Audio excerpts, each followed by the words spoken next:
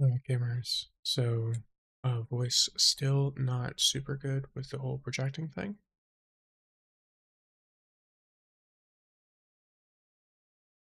meaning that I am once again doing the Mimi ASMR stream, which is not actually an ASMR stream. It's just I have to talk quiet, or else I will tear my vocal cords. I won't even tear them inside my mouth. I'll just rip them right out. Don't worry about it. Let's go free Lumia leaves for doing nothing. Moment.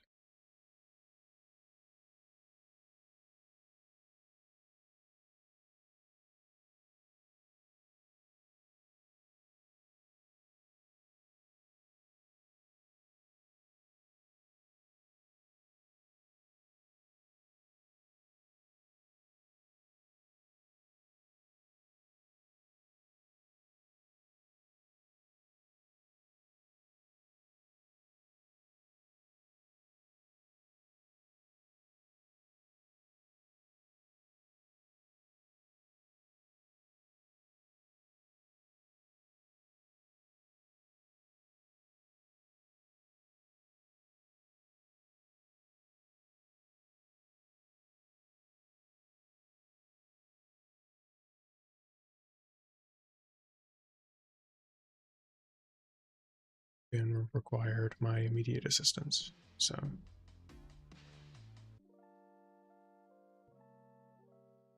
going to turn the music up just slightly.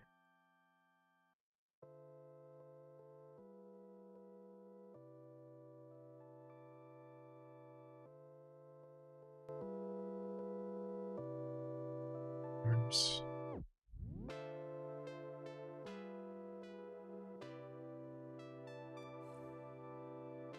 Up for me. Alright. If that is too quiet or too loud, I ask that you let me know.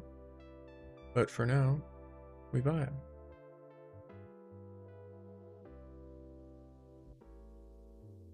So, the general plan that I've got going on here is I'm basically just going to do mostly just some daily chill stuff. If people want to do something in game, then we're chill. I don't mind. I will. Oh, I am a slight idiot. Yep, there we go. Okay. Yeah, if people want to do stuff, I'm down to try something. Oh yeah, I almost forgot. There is this. Let's get this out of the way real quick, because I'm sure people want to explore a little bit better. I am. Oh yeah.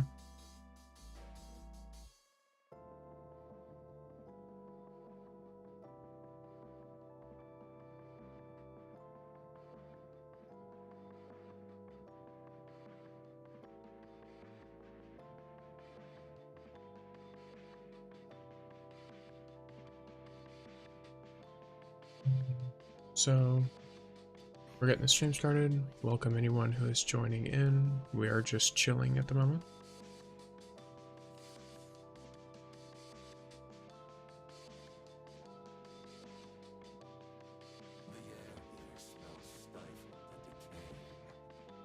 Do some classic pack stuff real quick. I will say, I had a video planned to go out for Caber tomorrow. I don't know. He's not like a super complicated character, and it's not like I need to let him cook or anything. I think I will put it out tomorrow, because it's mostly just about editing and recording what I've already planned. I can play him some on stream too.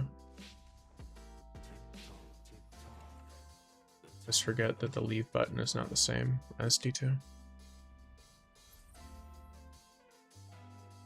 know what? I almost forgot. I need to pull this up on my phone so that I can see Twitch chat instead of just seeing YouTube chat.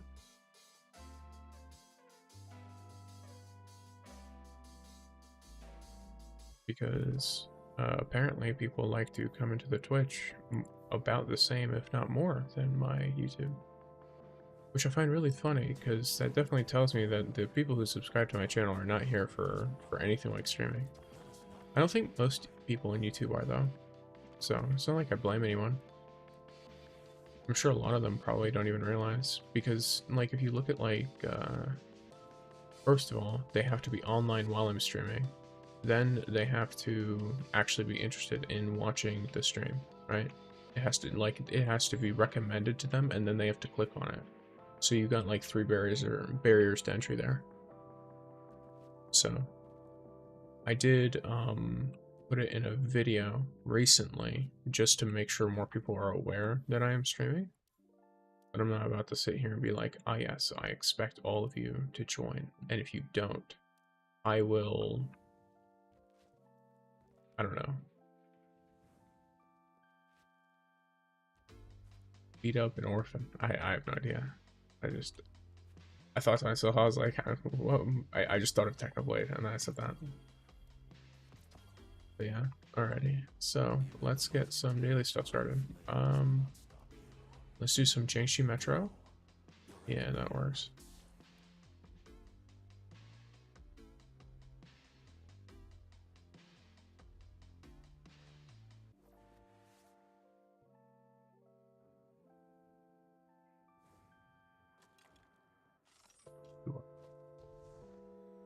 Hu Ying, the pillar of Jiangxi.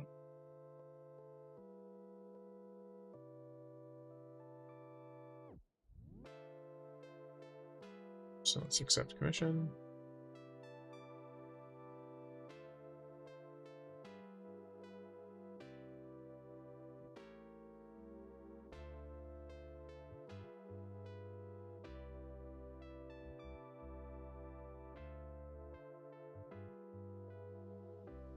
I'm also keeping a much more tentative eye on OBS, because if anyone, I guess this becomes a VOD anyway on both Twitch and YouTube. But basically, if someone is trying to like watch stuff, or sorry, my brain went on a tangent and my mouth didn't follow. There is a stream I did a couple days ago that basically I streamed and it went totally fine until, for some unknown reason, I'm actually gonna, until for some unknown reason, they basically just like OBS just completely dunked on itself or something. I have no idea. It just died, like, fully. I don't know why it did. It said it was an encoding error, but it seemed to be totally random. Like, I've never had that happen anytime while doing anything on OBS before, be it streaming or anything like that. So yeah. But yeah, I am curious, for those who are hanging out, how have y'all been? How have y'all been liking the game? Anything like that? I invite anyone to talk about your video gaming experience. I'm an idiot, by the way. I realized midway through that my ult was killing that thing way faster than I could destroy any of this stuff. Just so you know, the way it turns heroic is by shooting these 3 canisters that are on the ground. And because I put my ult down, I killed the boss faster than I could react to the fact that the boss was going to die. So I most certainly just screwed myself over. But it's fine, it happens.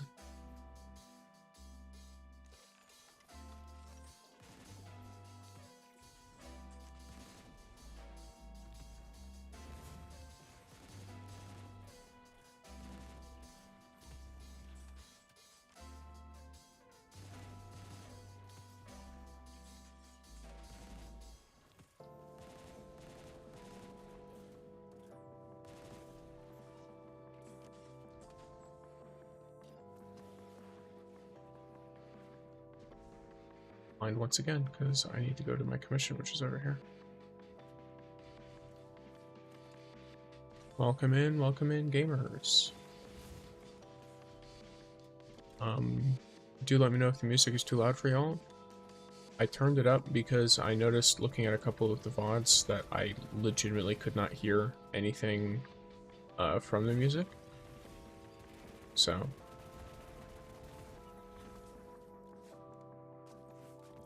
we are. I'm not doing anything story related, so I have the game pretty quiet. So, you know, the sound of the gunshots is very loud.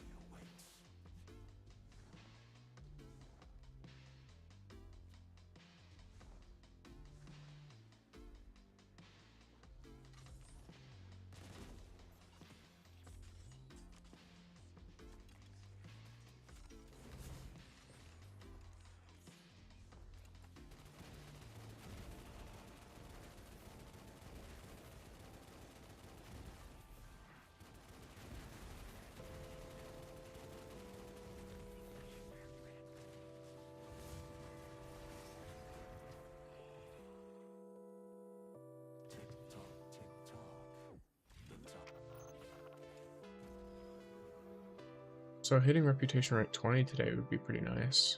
Well, that would be. It's going to be pretty nice. It's guaranteed. I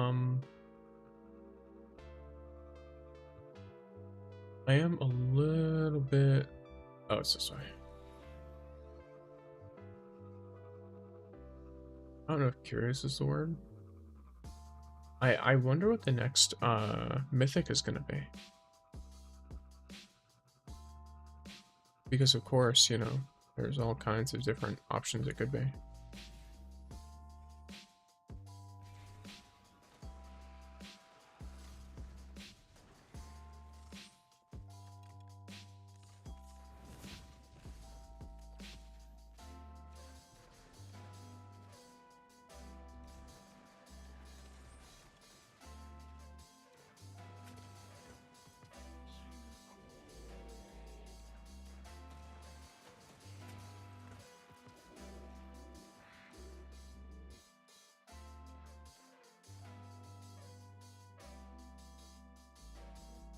By the way, I just realized I forgot to edit one of my shorts. So YouTube does this. I don't know if any of you have ever made anything for TikTok before, but TikTok automatically takes like the first frame of the video and turns that into the thumbnail, right? So you know, you see the start of the video. That's the idea. But YouTube does not do that. YouTube just picks whatever its algorithm thinks is best. So if you make a short with the title, like with a thumbnail in the very beginning, you have to then go in on YouTube and manually set it. Because it doesn't let you, YouTube shorts don't let you set it before you post the video. Or sorry, I shouldn't say that. It doesn't let you set it before you upload the video. I can upload the video as unlisted or private and then change it, and that will work totally fine. But if let's go, max rep rank. But if I were to attempt to do that, I completely sidetracked myself, thinking about the reputation. But basically, the gist of what I was trying to get at is I have to set the thumbnail as one of the frames of the video manually after I've uploaded it. And I can't do it from the studio page either. It doesn't work from the studio page, so you have to go to the page that is like your videos on YouTube, which is both very funny and also, in my opinion, a little bit dumb. Do I have enough materials for another exotic? I'm one off. Well, I can do some legendary campaign rewards and then try and roll one. That seems like a fun idea.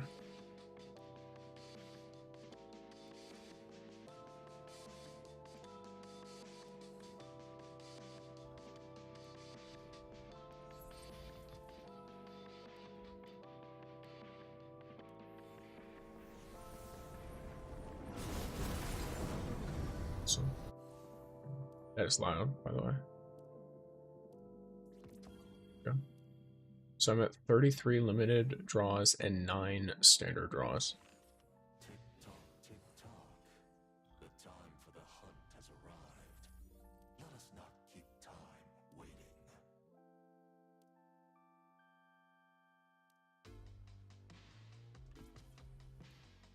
So just vibing at the moment.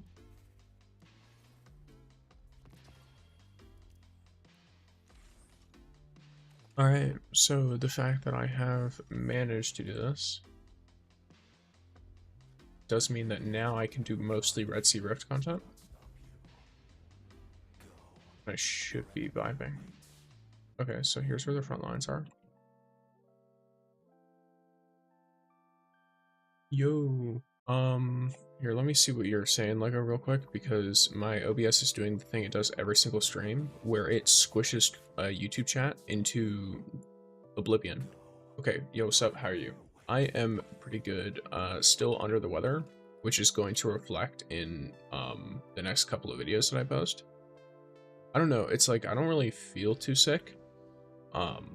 Like I get hot a bit easier, but like I don't really feel sick. And then I recorded a video, and then I listened to it. I was like, oh, I sound like I'm dying. Cool. All right. And I think it's just that like projecting my voice is making me it's just hurting my voice right now because I don't speak normally in my YouTube videos. What server am I playing in? NA. I'm playing on the NA servers. Currently just vibing. But yeah, normally I project my voice extra to basically, you know, I don't know what they call it. Just to make it so it's more clear what I'm saying. Because I understand that there are actually a lot of people who watch my stuff who don't speak English. So.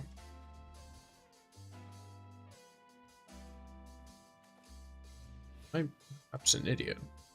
Wanna play together? Oh, well, what do you want to do? You can join my pack, add me, whatever you want, really. I help people out every so often, doing like the raids or whatever.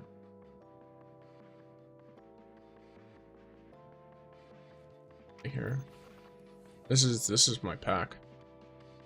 If you play pretty frequently, I don't see why, like anyone would not be down to play.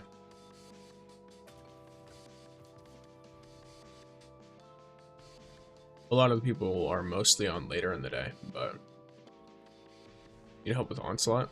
What encounter do you need help with? All of it, or what's the vibe?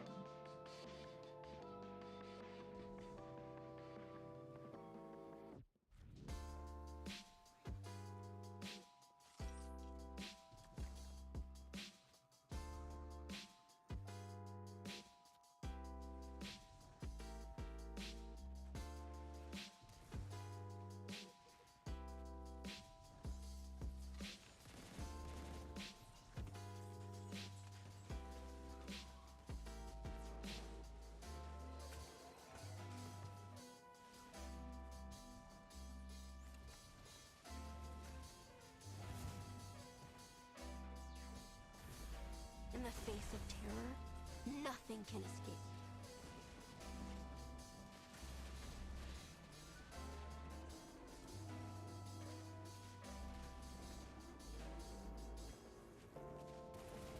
That's right. I'm done with all my optional quests for the handbook except Gauntlet Onslaught. What do you need specifically in Onslaught, though? Like, what does it say you need? Does it say just complete one encounter? Does it say... Because there's easy ways to get that done, depending on what it says.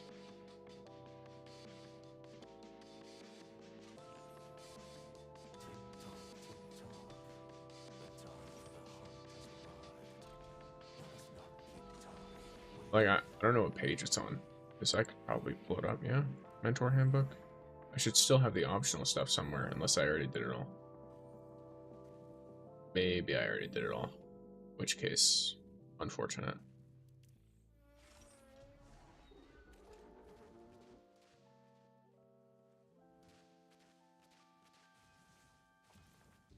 Why it didn't let me just switch weapons? You lost?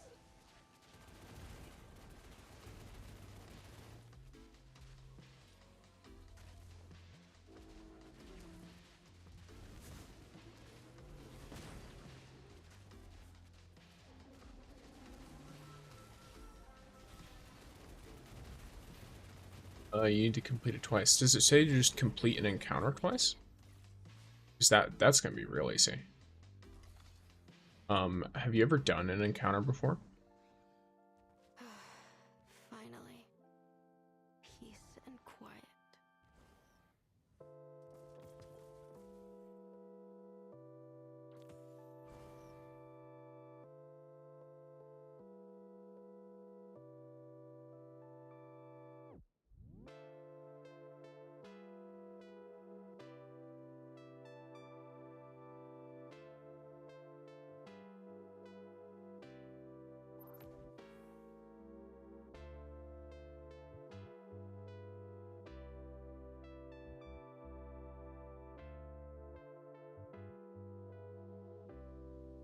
Not yet? Okay. So if you want, I could run the boss one with you, because that one, in my opinion, is the easiest to do with random people, because people are most likely to know what they're doing. Haven't done it yet, so at least, okay. So I can give you a rundown of it, and then I can load into it with you. I won't be mic'd up in the game, but you'll be able to hear me through the stream. So here's my copy paste thing or whatever. I think this is the thing you used to add someone in the game.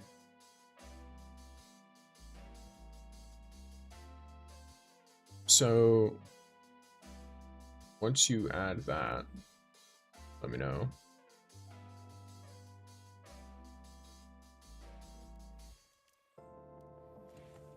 Yep.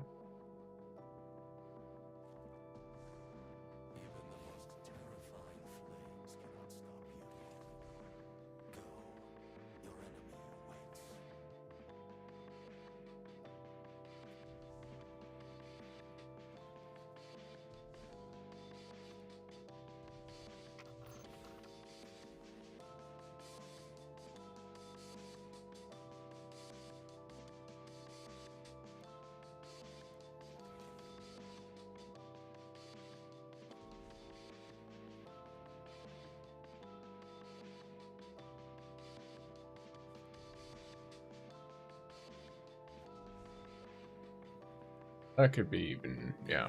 But I'm on North America, NA, I'm pretty sure.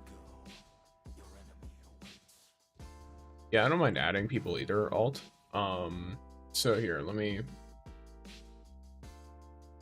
I haven't really used the fire team code system at all. How exactly do I check that out? Or do I just make one in the thing?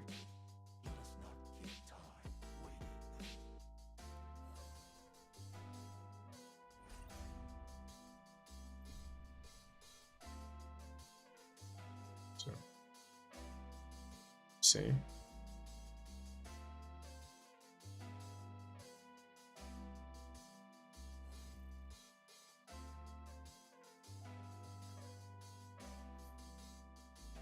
That's fine.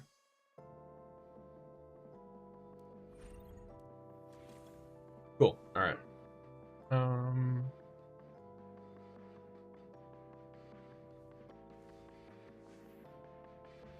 That's good. Yeah. All right. I do that.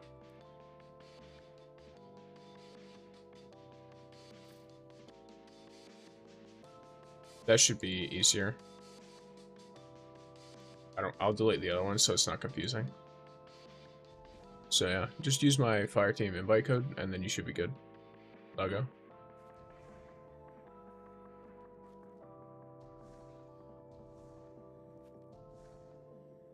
And thank you very much for the assist alt.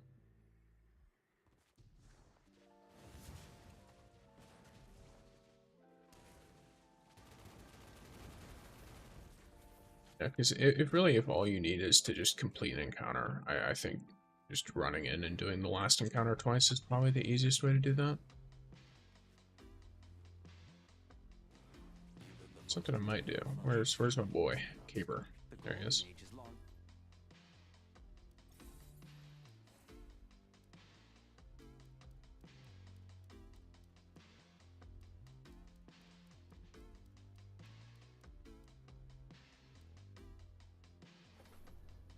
Check some of that on you. Get out of my way.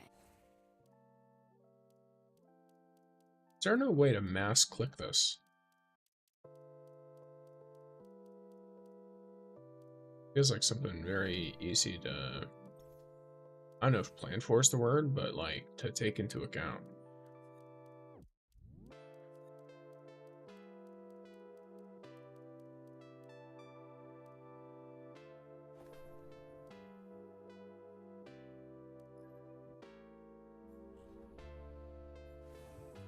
Yeah, so he's just surviving right now. What this world is, just picture it. I'll build a legion, and together we'll venture forth into the unpredictable. And you're sure I bet you're probably rare. No, I guess while I'm waiting to see what he's got going on,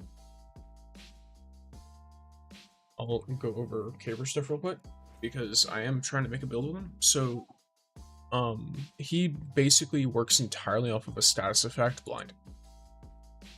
He makes people unable to attack, but then he also heals. Now, the prevents interruption, I'm not 100% sure on. I don't know if that applies to the healing or if that applies to him. So that's a thing. But basically, his primary attack deals blind, his ult deals blind. The ult also does really nice damage. And his barricade is really simple. It's a summon that is a barrier that blocks incoming fire.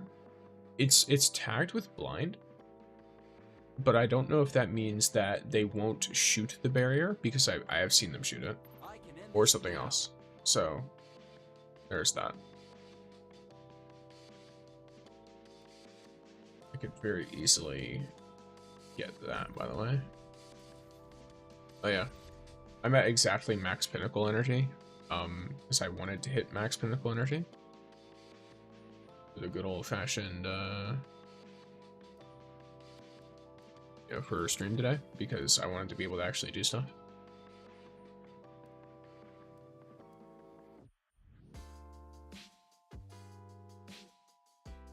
So here we are.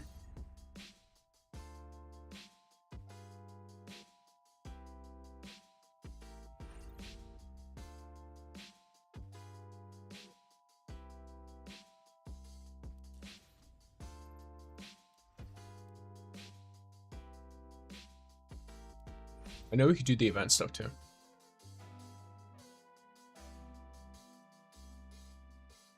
Something that could be fun.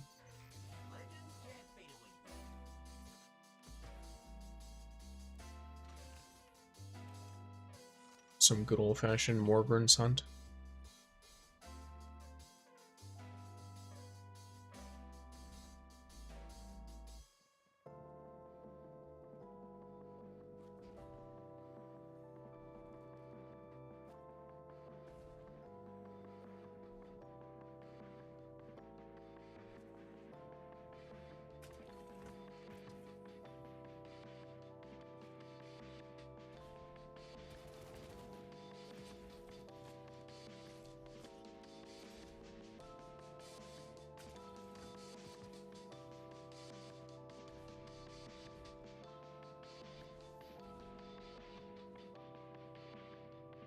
You know what? I'll accept that. Why not? That name is crazy. Is that Lego?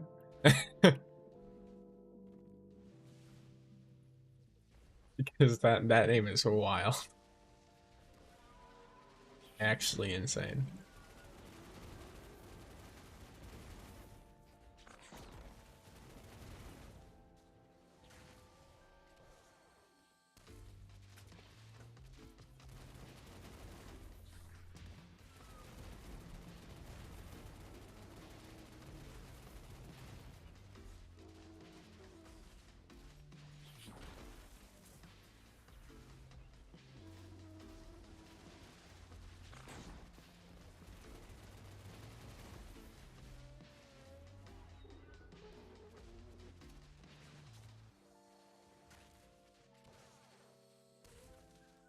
Okay.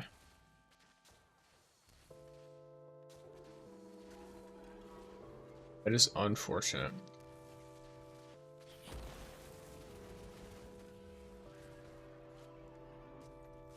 Alrighty, well, if you want, I can give you a rundown of the encounter and why I think it's the easiest.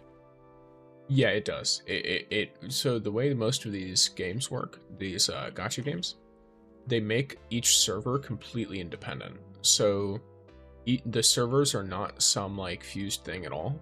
Each server is its own little like world, basically. So you can, let's say you wanted to re-roll, right? You could re-roll just by making an account on each different server, because each of the servers is totally different. It completely is a totally different account according to the game. But if you want, I can at least give you a rundown on the encounters and why I think the Asaka's encounter is probably going to be the easiest for you to do. That way you can run in and do it a couple of times yourself.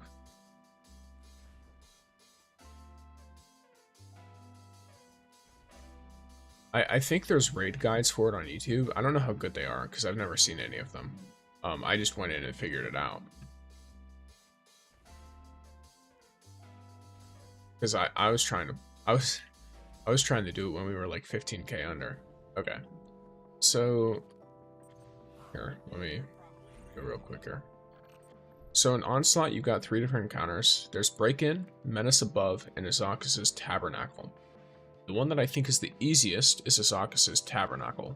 The reason why is because this is the really mechanically simple, and also, even if there's 1 or 2 people that either have no idea what they're doing, or they happen to be not particularly good at the game, you can still carry them very easily. The reason for this is that there's only one part that really has any like mechanical stuff, which is knowing which parts of the boss to shoot. Because the way that the encounter works, right?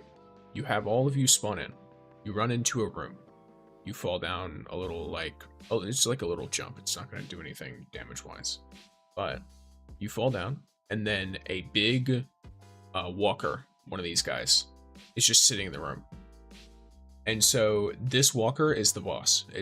That's it. Once you kill the walker, everything is all good. But the walker's immune. So when you get in, your primary goal is to just kill all of the ads. There are a couple of the ads that have a Scorch Cannon when they die. They are Vandals with Void Shields. They usually have like yellow health bars too.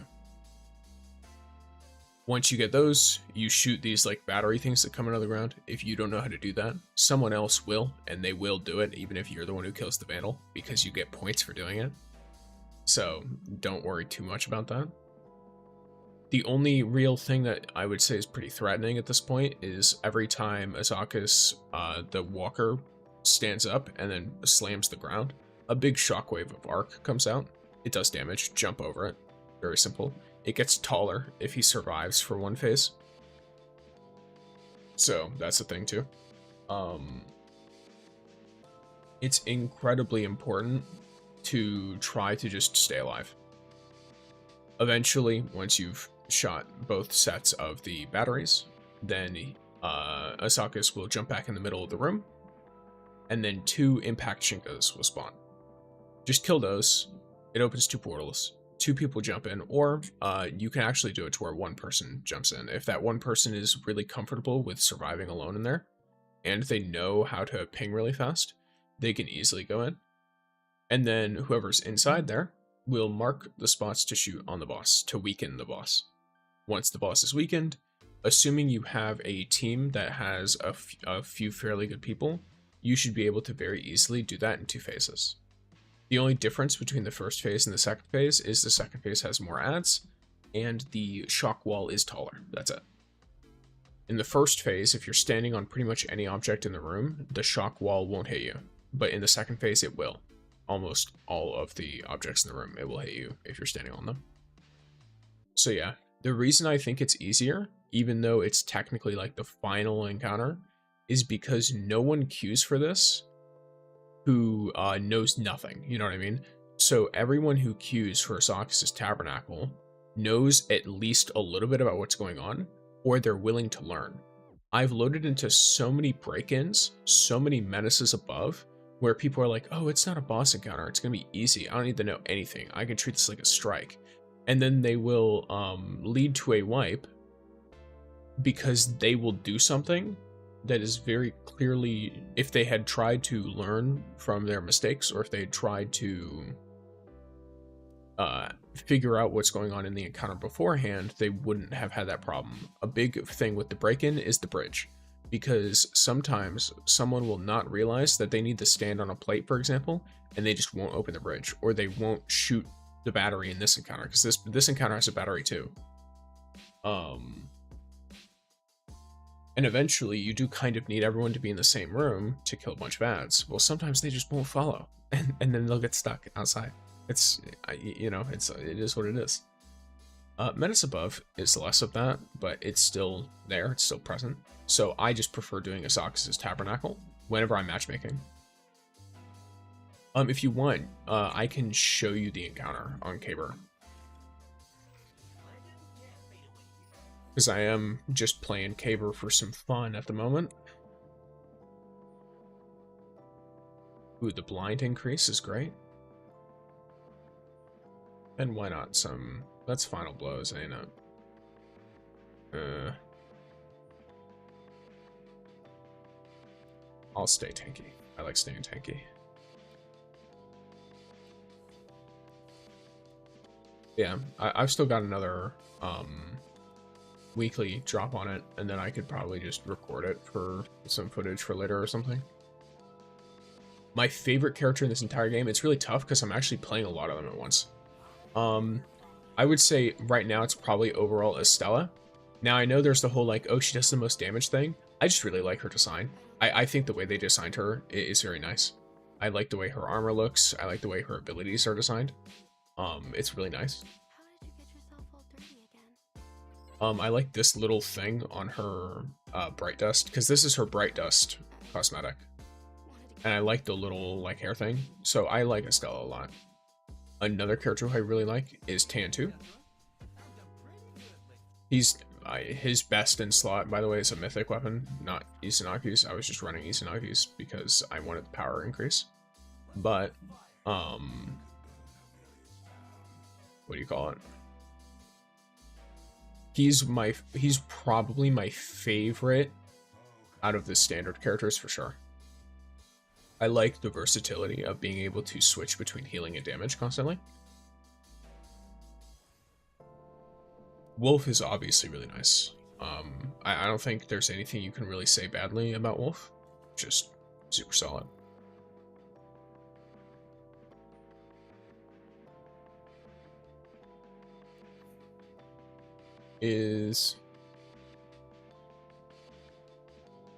I have no idea.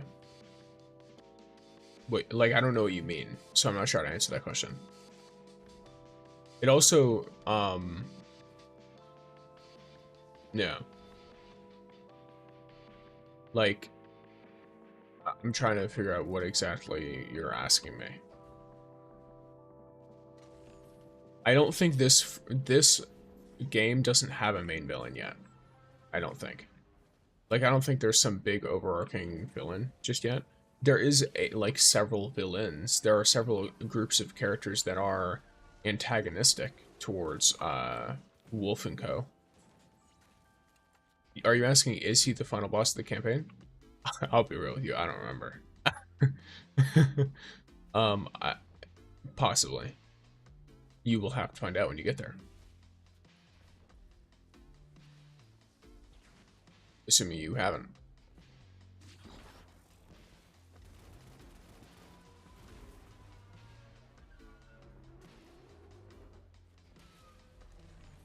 Yeah, I know that's kind of something people wait for with this game, because people are used to Destiny 1 and Destiny 2, where it's like, oh, look at this big villain, and then it turns out that was the real villain's son, or that was the real villain's servant, and it's like, okay, bro, all right. So we'll just have to see, won't we?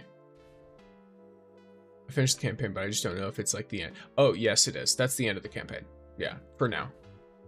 There's an after, which is like there's obviously all the character stories. So here, let me, because I haven't even done it all yet, by the way. I haven't done all the quests. I don't know why. I just haven't. Am I an idiot? I'm not an idiot. Well, yes, I am. Is there going to be more to the campaign? Most likely. Most games like this, they release more to the campaign pretty constantly. So yeah, so these are all the character quests you can play, but there's a lot of stuff. I need to get Kaver's proficiency up.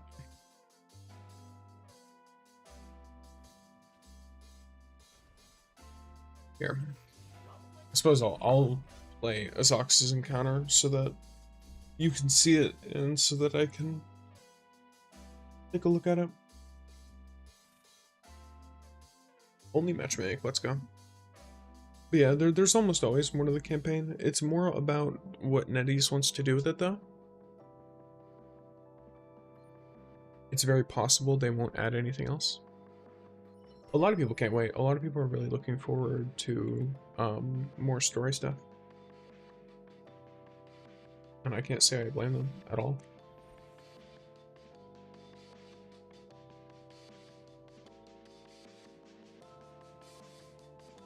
Wow, this person has 6 Gwens, crazy.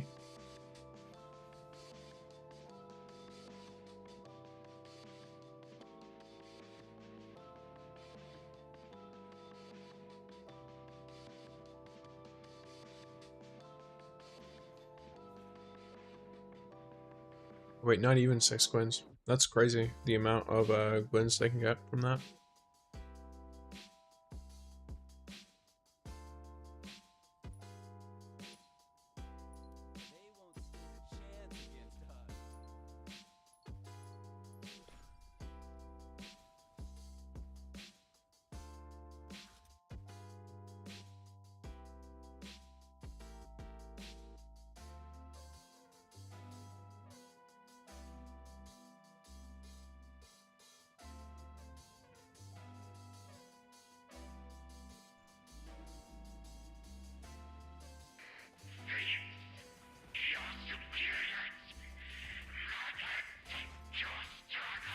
But yeah, right now I'm basically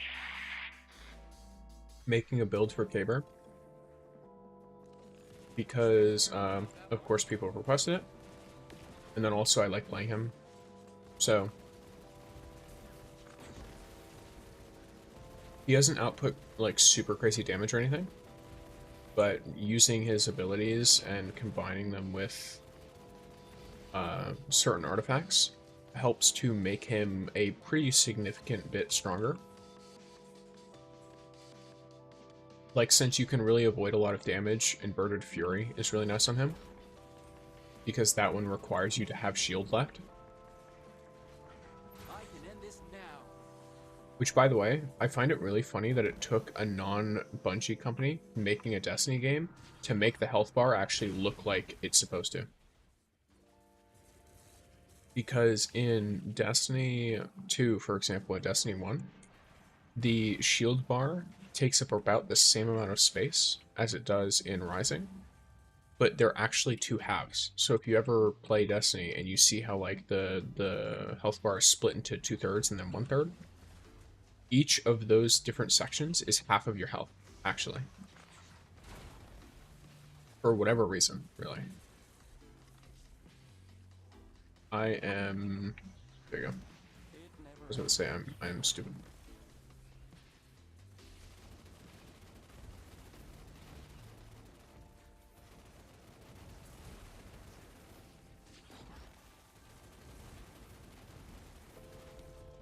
So far, not really having to deal with too much damage stuff, but you're seeing how people are breaking these battery things as we're just killing stuff.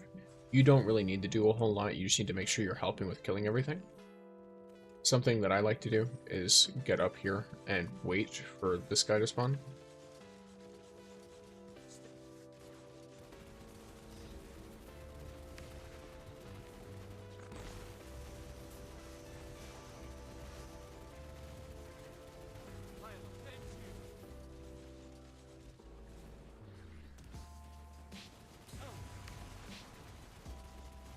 So, does this person want to go in, or you want me to go in? I'll go in. Or you? Okay. They looked like they were hesitating. I don't know if that person knows how to do inside or not. I always try to let people who want to go inside because it is, in my opinion, it's a little bit easier because you don't have to. I guess the best word is babysit. Because people outside are more likely to die like that. So, and then they do need someone to go and get them. So I'm gonna blind. Okay, cool. You get them. Or I'll get them. Get them. Okay. So that's the right call. Okay, and there's the back. So once we do this, it teleports the other two people back into the room. Then we get ready with boss stuff. Everyone can shoot through this, so I'm just gonna check it down anyway. I wonder how much damage this does in comparison. It's actually a lot. So this might be just the way that you do caber boss damage. Very nice. But you see how, like, I'll be real, my caber setup is not built for damage. And the fact that we have 3 Estellas and a Gwyn and an Umiko. Umiko is the enabler here, by the way. That Umiko, she pops her super on the raid boss, and suddenly the whole team does 30% extra damage. It's crazy. Also, of course, I got a repeat, by the way. A repeat on an exotic that is used for a toll. Let's see how much damage this build actually did, though. Because I do run Bellicose Planetesimal, so it's like... Okay, that's actually a lot more damage than I thought I would do, because I did 3rd most damage. Huh. It's a little crazy. A little brazy, if you will. I didn't really register exactly how much that was. That's pretty solid. So... Here. I am Bellicose Planetesimal. It lasts 6 seconds. I don't really think building Overshield is necessary on him because of the shield he makes. His summon doesn't deal any damage. This one's actually kind of alright because of... Well, it both is and isn't, because Home Core is really nice and he can apply blind really, really frequently. However, the issue with using Inspiration is that there's going to be times when he's just not taking damage because he's, you know, he's got a shield. I also already have an exotic version of Bellicose Planetesimal.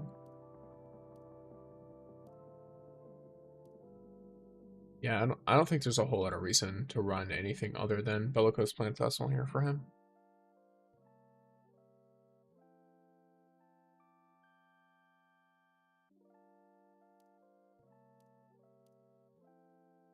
Yeah.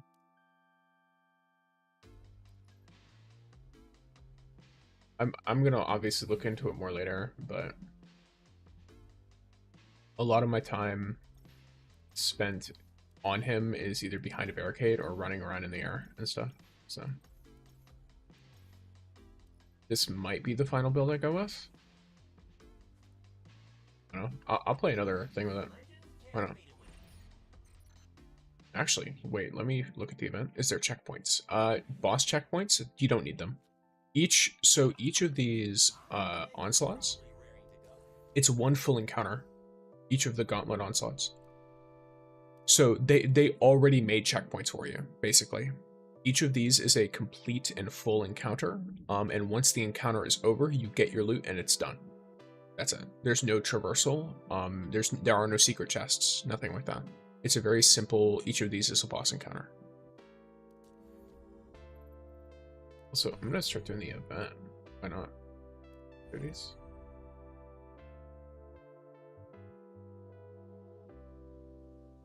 I'm an idiot. Okay. The big blue button. Alright. Oh, I see. Yes. So, there's that. This I remember correctly, this is like a limited number of runs, right?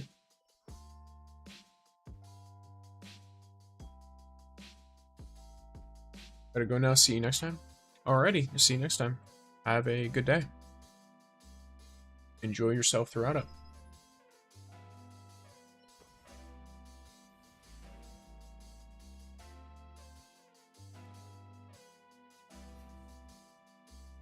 Some caper gaming, why not? I don't know if power matters a whole lot here. If so, I'm about to do way less damage than either of these two people. But why not? I'm a fisherman. I'll be vibing. An angler, if you will. We do be angling. Not angle grinding, but we do be angling.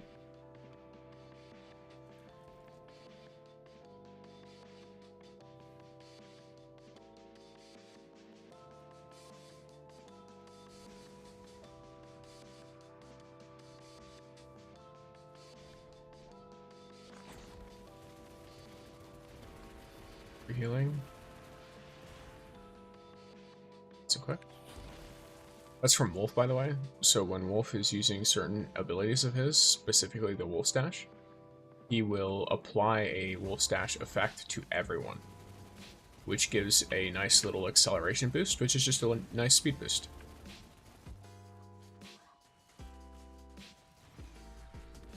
Let's just chuck this on. I might be an idiot. I do that so much with Caber. I will use his ult, and then I'll be like, alright, time to press the ult again, because that's how it works in Destiny 2. You press the ult again to fire it again, but that's not how it works for him. He just has to shoot it.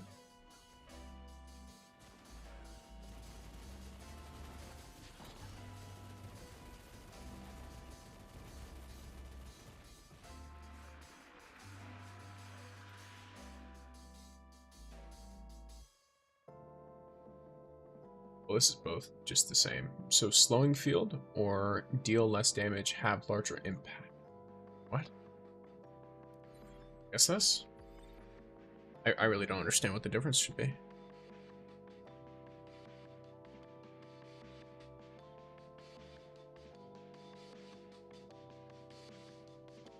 Okay. I have no idea. Just gonna vibe with it, I guess.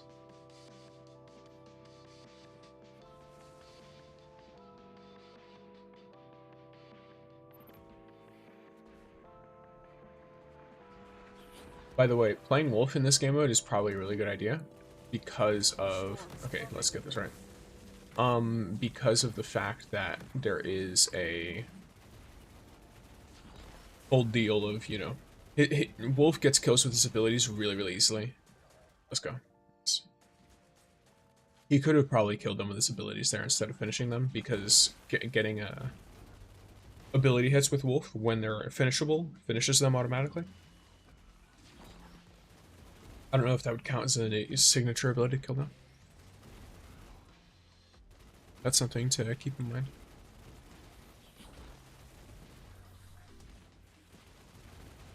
If we're in danger, I jump.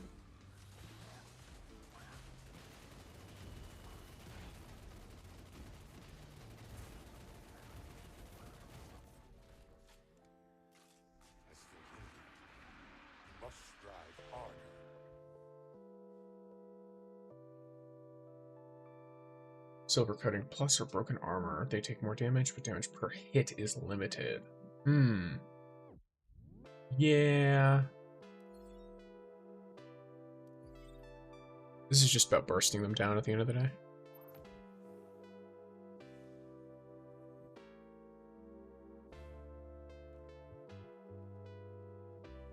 I'm sick.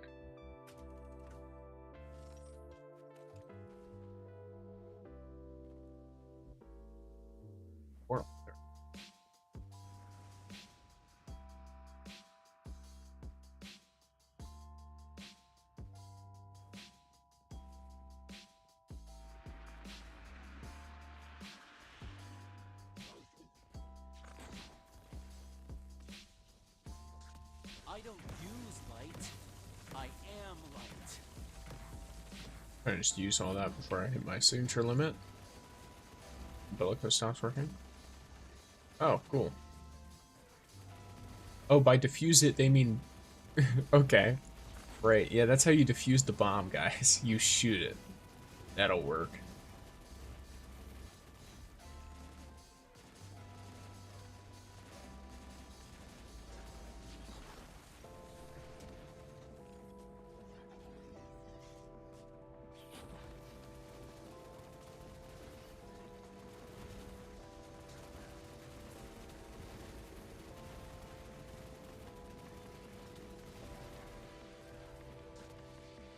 Oh, it's very quick, very easy.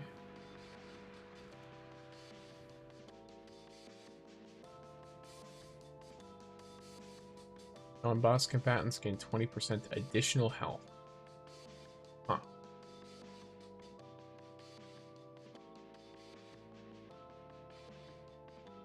Why not?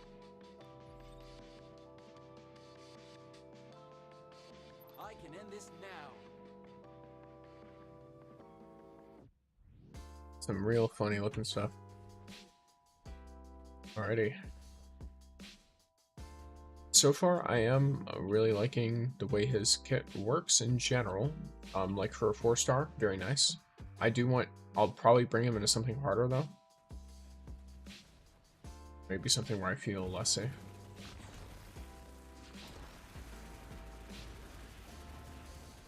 I am realizing and remembering I need to space my stuff out a little bit better though, because I want to get more bellicose value. And I won't get as much bellicose planetesimal value if I'm not spreading my abilities out. The storm is coming.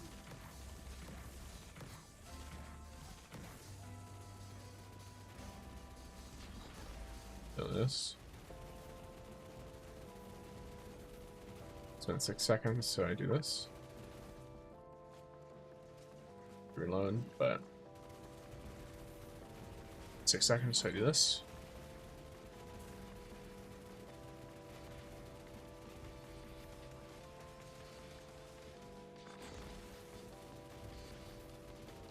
Him having really high ability uptime too is really helpful for it. Because I think I could almost infinitely chain it. Not 100% sure though.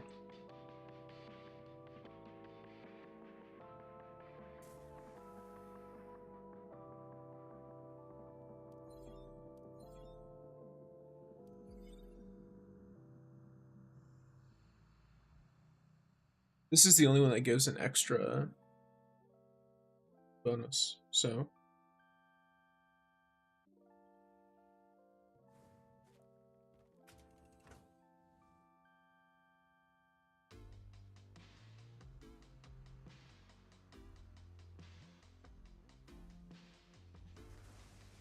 Ready?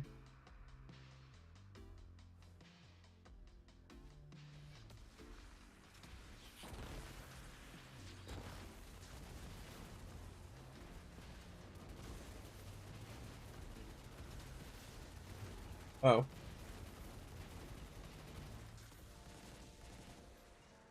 Unfortunate. We have an ally down.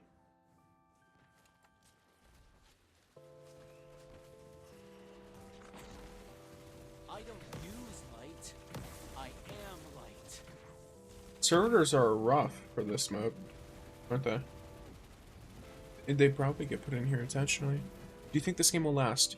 So, it entirely depends on what they do with it. Keep in mind, it's an early gacha. There are not a lot of people following it, but there are a lot of people playing it. Like, even right now, the chats are still relatively active. This is like 3 hours behind, but like these are people who are talking, oh whoops, in the chats with each other relatively frequently. So it's a big question of what NetEase does with the game, and if they add things to the game, obviously. I think this is where we get screwed over a little bit. Can't stop here. You want more? But yeah, so I think it's really a big question of This is funny.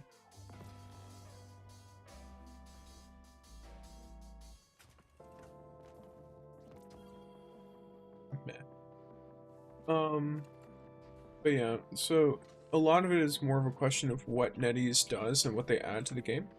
Because if they don't, for example, let's say they don't add anything at all, right? They don't add any new characters or nothing like that. As a gacha game, this game will die very, very quickly if they don't do anything to it. If they continue to add characters, which right now, we've gotten 2 limited characters in... When did this start?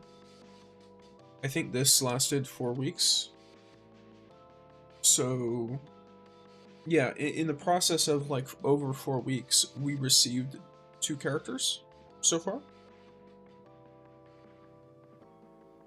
Which I think is relatively normal for a gacha game.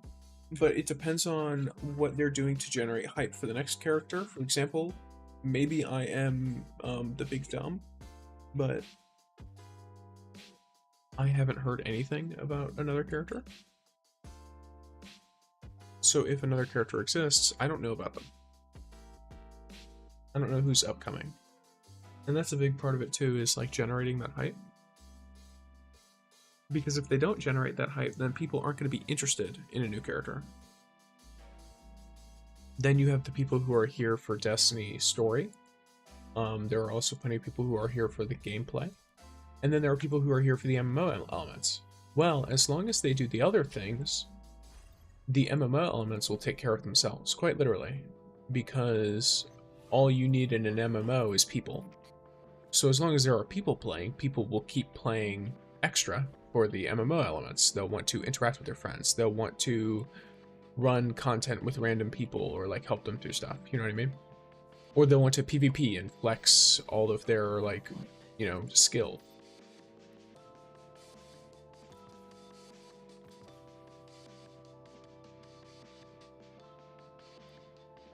So, sure.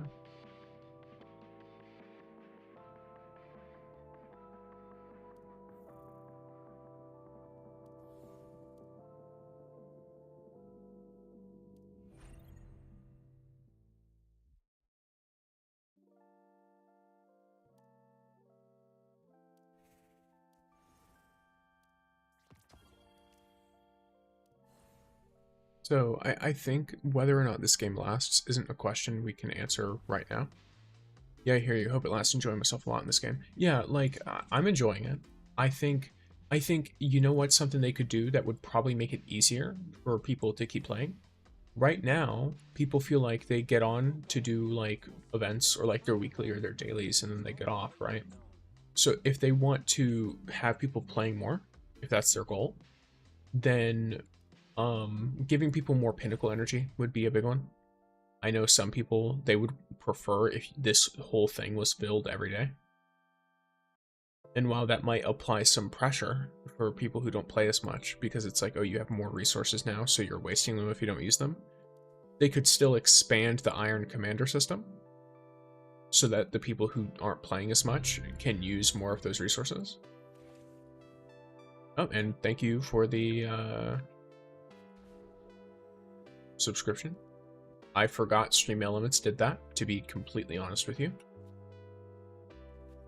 But yeah, I think that it's really important to just take it in stride at the moment and try to understand what is, you know, what this game might need at the moment. I also didn't realize that I got MVP or that they both committed me, so. But yeah,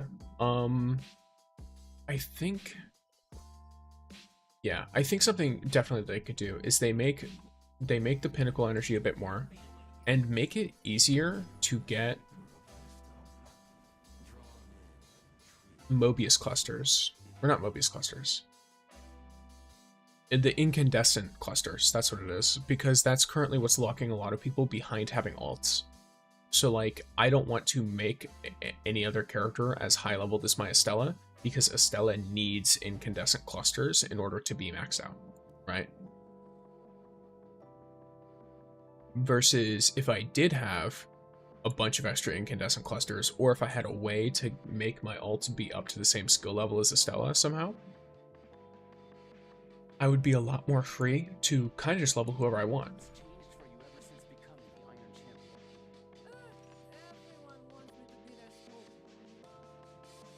Think we'll have some time to grab some cuttings on the way?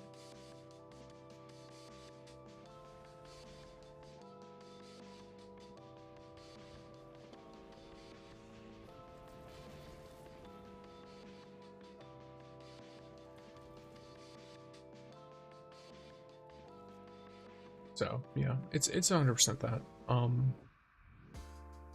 Oh, another thing that'll be helpful. I hope they add characters with utility. Because like for example, you see like Estella's really popular because she deals a ton of damage, but that'll get old really fast if they just keep adding characters that deal more and more damage. No. I think there should be. I think pinnacle energy should exist. Because I will say the game will die faster if it doesn't. Like, just being fully real with you, the game will not last as long without pinnacle energy. So I think it's a good idea. I'm not saying that. I'm saying to put more stuff for pinnacle energy in. Because right now, let's say you save up, right, and you are using the resources they give you. 120 pinnacle energy can be used in 2 activities. If you use the materials they give you, because they encourage you to use the double energy stuff, the double activity stuff, so you can use all of your pinnacle energy, or sorry, 3 in 3 games. Yeah, so you can play 3 activities and use everything.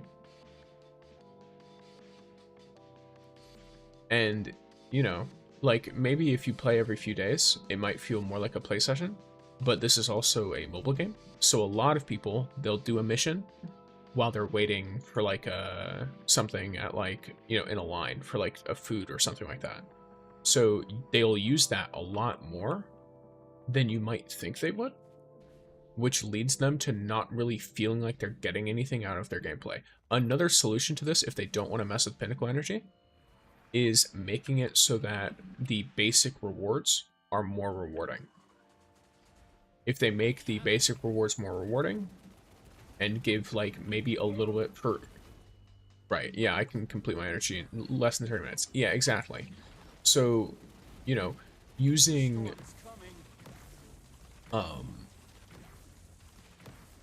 using your pinnacle energy is really, really fast. So either giving more pinnacle energy every day, or the other solution, in my opinion, is to improve basic rewards. That way you don't feel like you're wasting your time running an activity without pinnacle energy. Because even if you're like farming artifacts right now, for example, they improved the chances of getting exotic artifacts, which was nice. Like, I'm not about to say it's not nice. It's very nice. But it's also extremely... How do I best put it?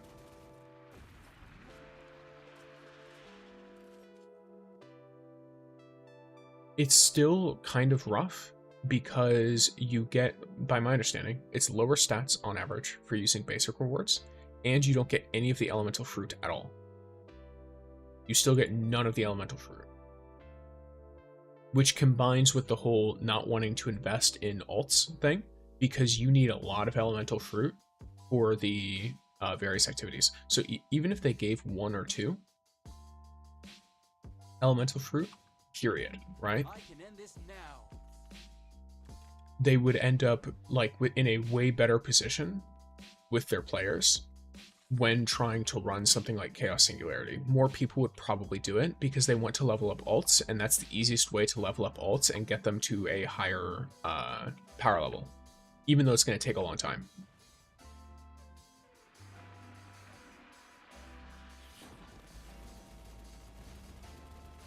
Because right now, funnily enough, the best way to get elemental fruits is to run shifting gates. Because if you just do halfway decent in a game of shifting gates, you can farm that all out. And then you can just take the choice chests. And not only are you getting to choose which element the fruit is, but you're also getting more of it than if you were to run and spend that energy running Chaos Singularity. which I think is a little bit twisted when the whole point of Chaos Singularity is the elemental fruits and artifacts.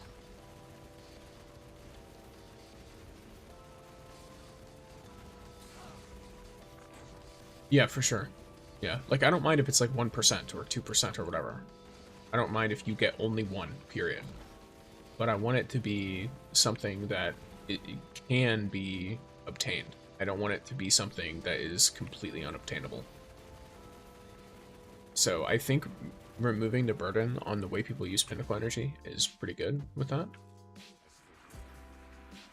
I think that if they go in that route, it'll be really helpful for the long-term health of the game.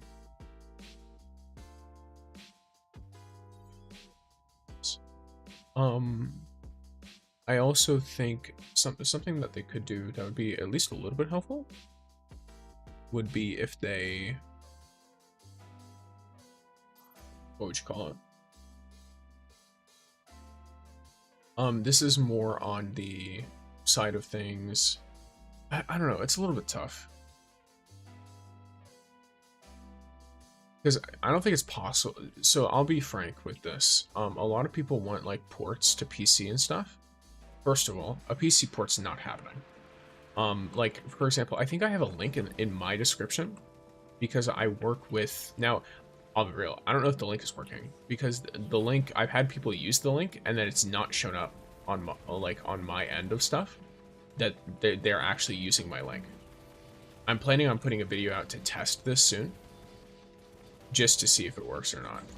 But I do have a link for the NetEase official emulator. And it does run, like I'm running the game right now. I'm hitting like 80, 90 FPS easily, max settings in combat. So it's like, it runs as if it were a PC port anyway. All you have to do is download the launcher separately and then download Rising through the emulator. That's it. It's basically like having its own dedicated game launcher. But it's still not a PC port. It's still not through something like Steam. So I get it. I don't think they're going to be allowed to put it on console because I think, you know, call it a conspiracy theory. I think the reason that it's not already on consoles, I would rather have this. I've ran this before, and if you get a servitor, you're so screwed. But my conspiracy, you know, crackpot theory is just that I think that there's like some kind of non-competition clause in the in whatever contract agreement, like the license agreement that they signed to be able to use Destiny content. Which probably means that they cannot officially have a port for PC or console. Yeah. Like, the game doesn't really need a dedicated PC version or a dedicated console version would be really nice, but I just don't think they're allowed to do it, genuinely. Okay, bro. That was my fault.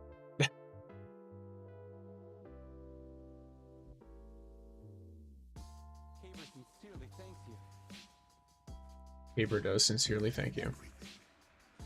Yeah, that makes sense. No way telling a bunch of people with that. Exactly, because this game is hard competition, and they don't make any money from it, is the thing. So, this game is not only direct competition, but they make zero money. And they're constantly getting compared to it. So imagine if it was on the same, because they can make all the arguments they want right now, that it's like, oh, well, it's on a different console. It's on a different system. So how do you know that more people are into it if Destiny 2 is on Steam and console and Destiny Rising is a mobile game? I'm going to be fully real with you. If this game had launched on PC, when it launched, it would have easily had more players than Destiny 2 and probably still would on PC. And it's because one, it's new, two, it's a bunch of features that the Destiny community itself has been asking for a long time. And three, it's a pretty fun game. You know what I mean? Like, it's not a bad game at all. They knew what they were doing, they knew their target audience, and they knew how to please them.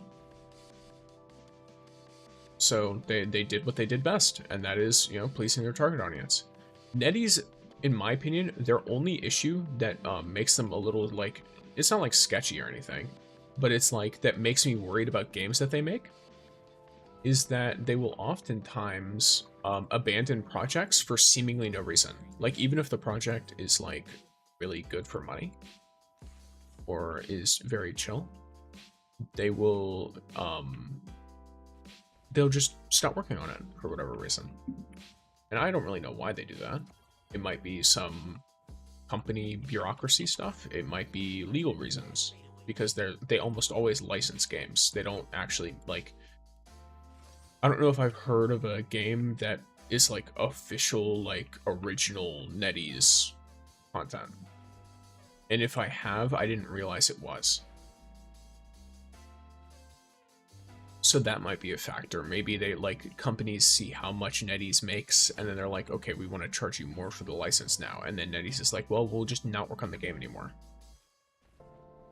That could be what's happening. I would have no idea. I'm not an insider.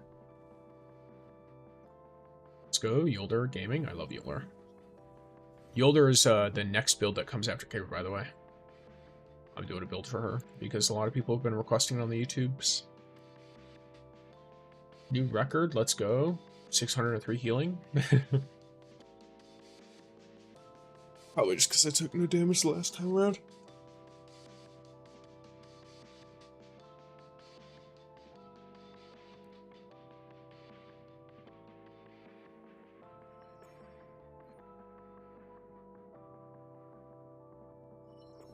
But yeah, I think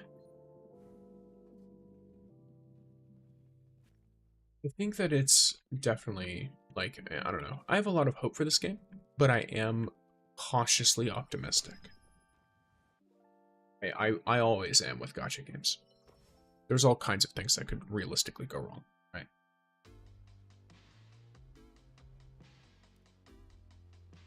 Yeah, I'll keep that.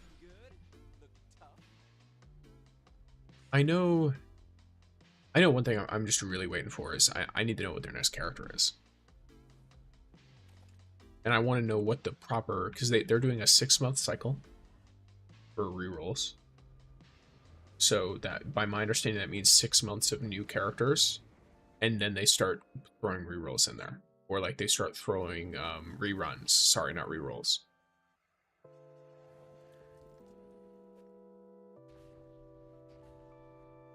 So if you like a character and they're popular, they'll show up 6 months later, roughly.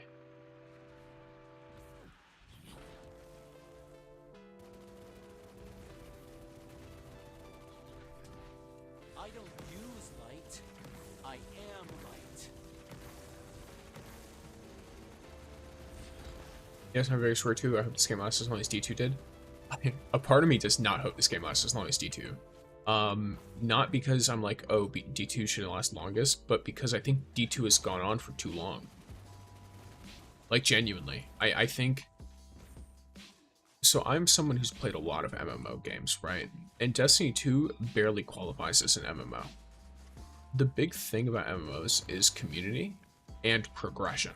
Those are the two biggest things. When you're doing an MMO, especially an MMORPG, you want to feel like you have some kind of progress, either socially or with stats and stuff, right?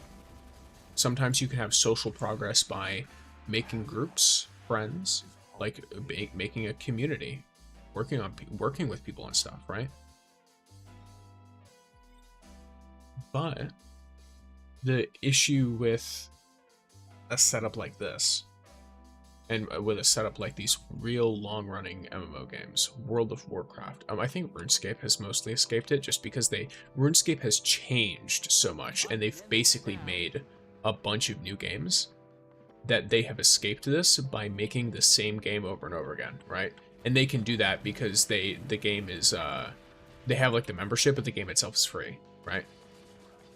The paid MMOs have a harder time doing this, so they either do it less frequently or they don't do it at all.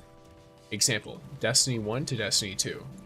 That was a total, for lack of a better word, it was a disaster. Like, it was horrific. But I think it was still necessary. And I do think that instead of I think Edge of Fate should have been a new game, if I'm being fully honest with you. Not Edge of Fate alone, but I think that that work could have gone into a Destiny 3. And then they could have had, if they still wanted to do their Star Wars expansion or whatever, like that would have been fine. That could have been like a final hurrah for Destiny 2, is Renegades. And then the stuff that was going into Edge of Fate could have been mostly related to a Destiny 3. Because I think the issue now is that there's just so much time in the game. People have so much stuff, so many collectibles. The people have had enough time to fall in love with and then fall out of love with the game. And so many people are doing that it's now basically bleeding players. And if they don't do something to inject new players, then it will keep bleeding players. Well, the best way to inject new players into a franchise is a new game that's designed for new players to play it. Because right now, Destiny 2 is... I'm someone who makes build guides, right? Holy, do you need a build guide in certain respects. If you want to try and make certain kinds of setups, there's so many weapons in the game now. There's so many different exotics. There's so many different like armor pieces and the way their stats all work and these like little interactions that you would never have even heard of. That person needs some help. Oh, that's the... They can respawn. It'll be fine. Maybe they can't respawn, or maybe they don't want to. I have no idea. No, they can't respawn. Okay, cool. But yeah, there's so many like little interactions that it's so hard for people to get into Destiny 2 now. And the New Light experience is also terrible. Like, they deleted the whole campaign that explains to you what's going on. And so, guess what happens when they delete that whole campaign? Now no one knows what's going on. So you can't get a new player into the lore very easily. They did make that experience a little bit better with Edge of Fate. Like, I think Edge of Fate's story itself is good to start at. If you're inviting a friend into the game, having them play Edge of Fate is good. I think. I think it's a nice fresh start, but I think it could have been even better of a fresh start if it was a new game. Genuinely. If it were a Destiny 3. Though, of course, you know, who knows what would have happened. It could have been a complete disaster again.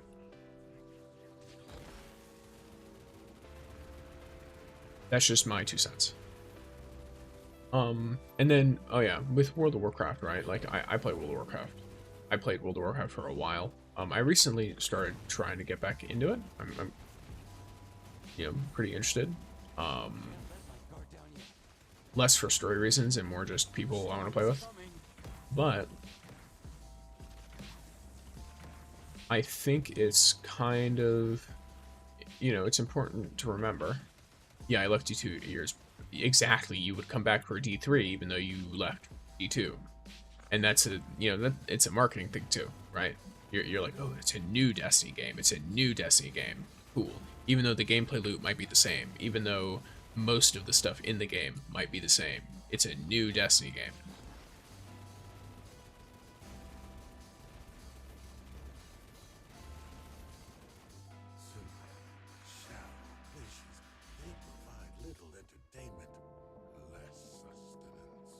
So I think a D3 would be like a real vibe for people.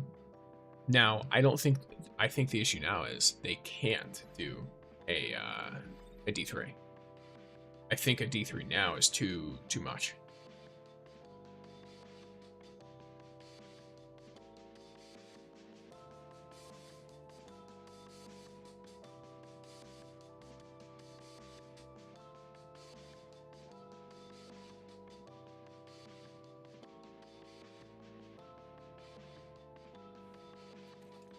Yes, I did recently get people into D2, and I think if you're there to guide them, it can be really fun for them. But the issue is like you're becoming the tutorial. I have to get this up now. Okay.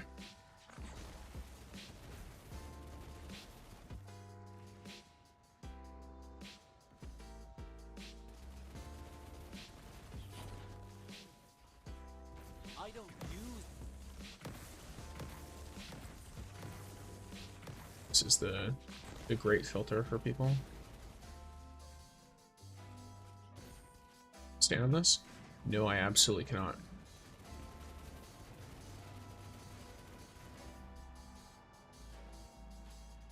Pure gamers.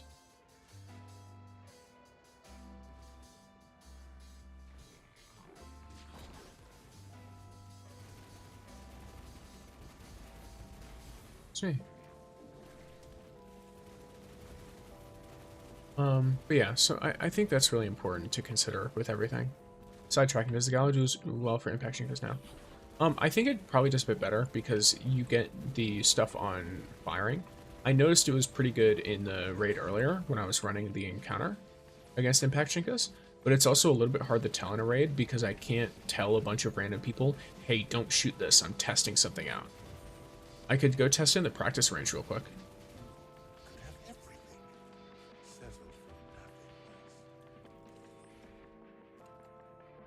Here, I'll test it out right now. Why not?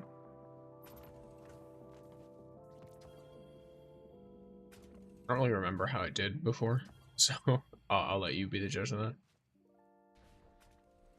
Okay. Classic Gwen.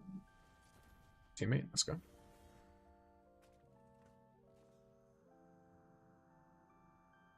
Continue. Exit.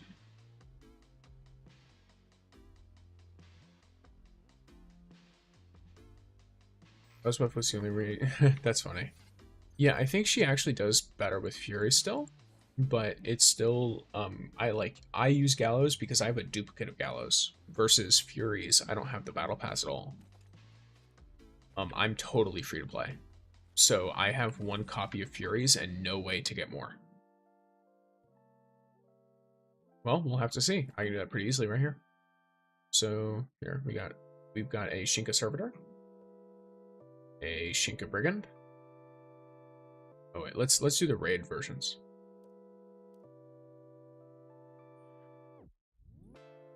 Okay, so let's start with the Tabernacle, Shinka Servitor, Horseman.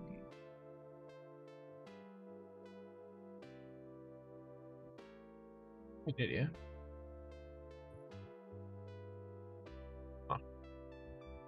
Heavy Shank.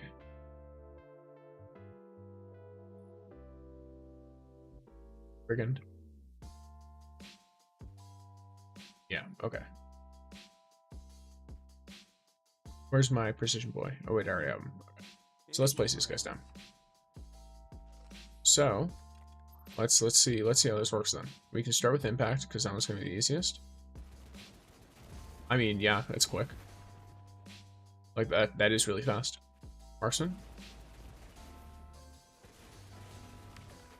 Okay. I mean, it's about expected. You take a good bit of damage if you do it on the precision, though. Rapid fire. This one's always going to be good. I've accidentally already blown up some of that one, so let me reset it. There we go.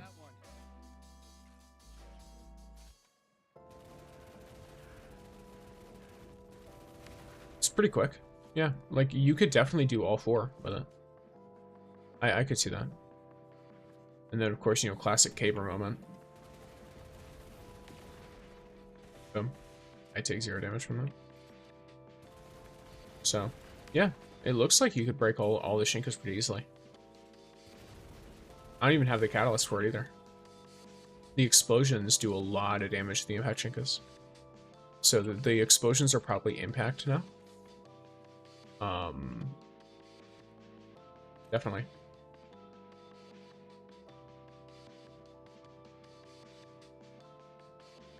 So, here, I'll go in a big line. So, there. Let's see how many shots it takes. Okay, so 12 shots for impact for a impact Shinka. Was it 21? Because I was 12 from the top. No, that was 11. Second or third. Yeah. So for one of these,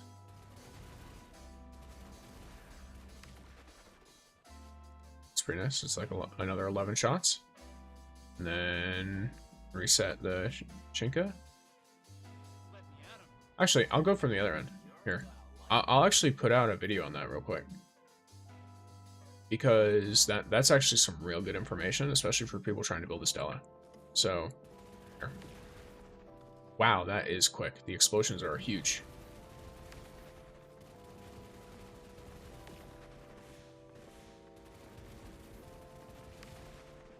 Yeah, I accidentally aimed in the middle there and it worked wonders. So, definitely. Like, you'll miss one, but, like, you're good.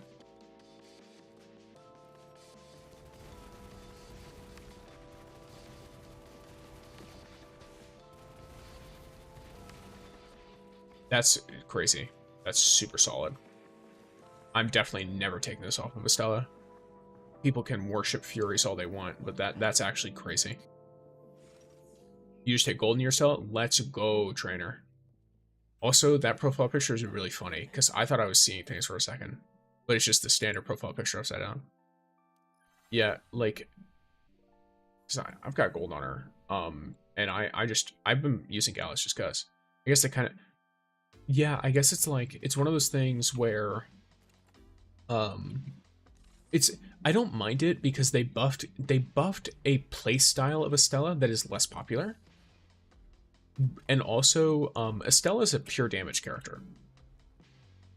I think I mentioned this on stream the other day, but I think people are overestimating how strong Estella is just because she's our only, like, pure DPS character.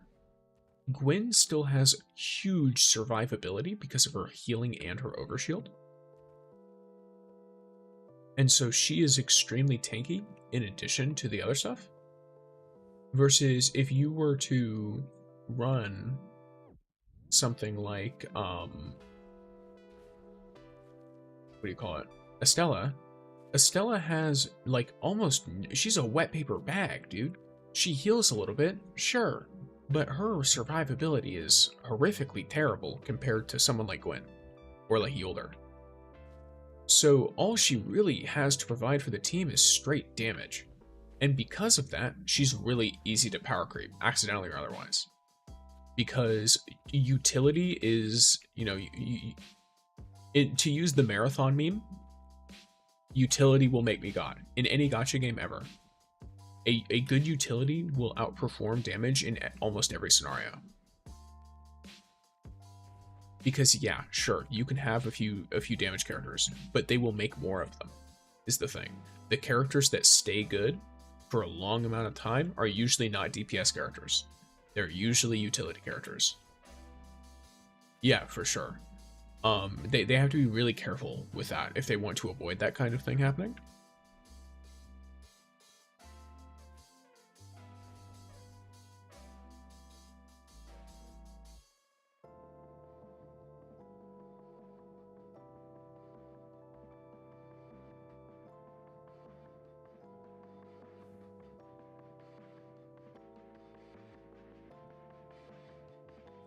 But yeah, so the only reason I drew her was the Gallus buff, to be honest, to give her a bunch of utility. Yeah, so like that's a really nice utility. But you wanna know what's really funny about that, Chow? Wolf can do that. Like, Wolf's best in slot exotic, the GL, Wolf's best in slot exotic can stun every single Shinka in the game. Except for rapid fire, and his main weapon is an auto rifle.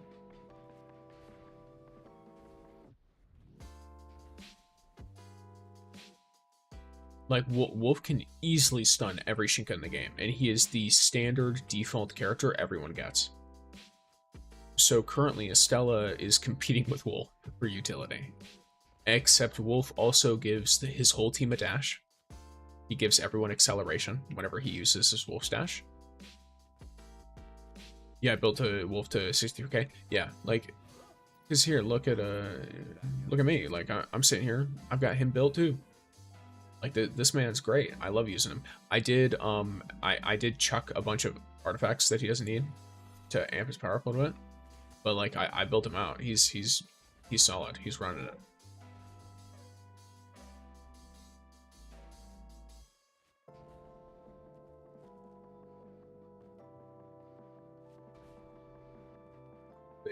So we are gaming. I'm gonna run another one of them. Oh wait, my acclaim level, I think it's 24. Yeah, it's 24. I'll be honest, I've not been going super hard into my acclaim. Like, I could probably get Gwen up really quick. Yeah, I could get Gwen up to gold real quick. Like, I could complete her silver really fast.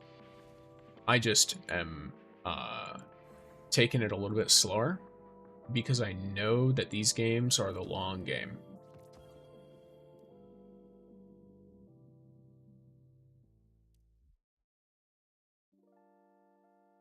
Oh yeah, okay. My rank is non-applicable. Wow.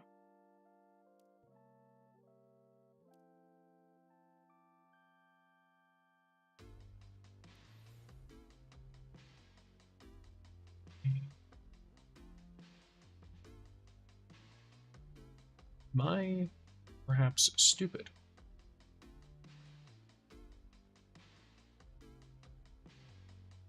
Yo, bro, I'm back. Welcome back, Lego.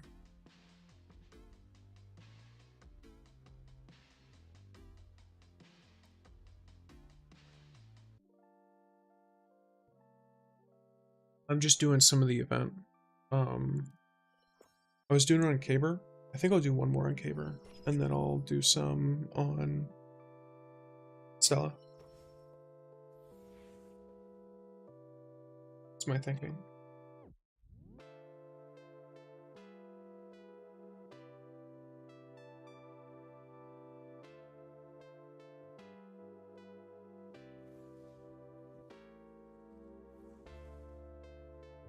I almost forgot to write it up.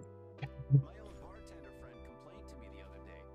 Said a kid My tips talk to you a lot. That's good. Did you manage to get your stuff done with Asakas? no idea what you're talking about. Everyone knows I'm a very mature. I mean, I could make I don't know. If you, I could probably look it up, but if someone wants to look up a raid guide, are there like people who have, I think Scaros already made a raid guide, and he does good guides. I don't think I need to make one. Maybe I could do shorts. You know what? That could be a thing. Yeah, you did? Cool.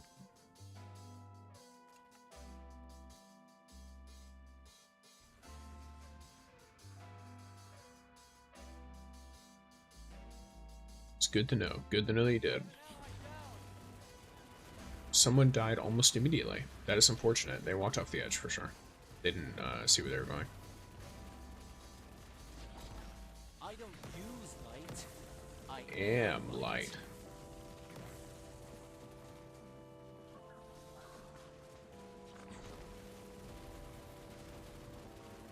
Perfect performance.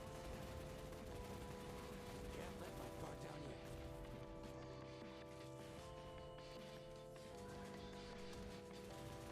Saw a guide already, but I just needed more information. Gotcha.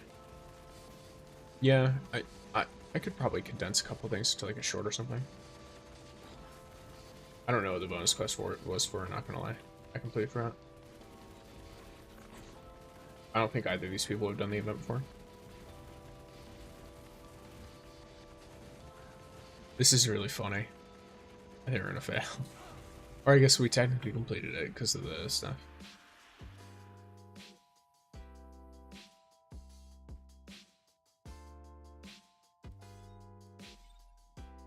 What's the easiest way to gain power for your character? That depends on you.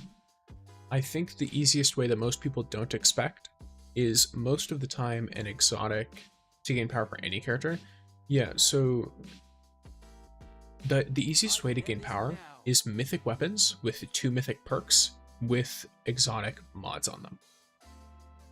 That is such a huge boost of power. I think in order to compete with that, an exotic needs to be at its 2nd row of catalysts and have them fully filled out. Like, you need to have gotten a duplicate of the gun, you need to have filled that all the way out, and then you are, for the most part, like, you've got your stuff going. The storm is coming. But aside from that,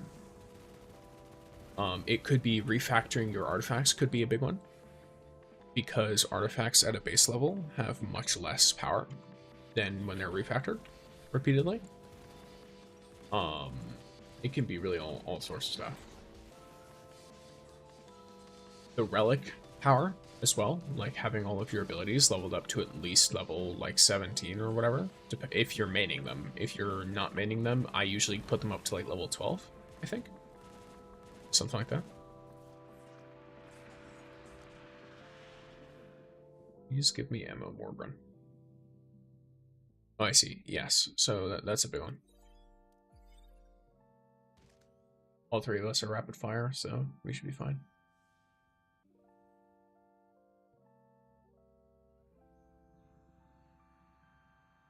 Yes, Tulip, we are gaming.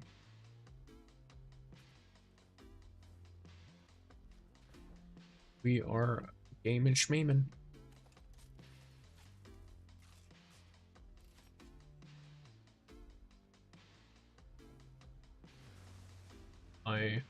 My throat has still not forgiven me, and so I will not be projecting my voice very much. Though it seems like the people on the YouTube like it. I don't know why. I'm not talking about the YouTube stream, by the way. I'm talking about on videos. Because I projected my voice initially because I received some very odd comments from people when I spoke, kind of, I guess, normally. Because I talk kind of quietly. You know, somewhere along the lines of ASMR jokes and stuff like that. So I projected my voice more, but now I cannot. YouTube commenters, yes, the classic.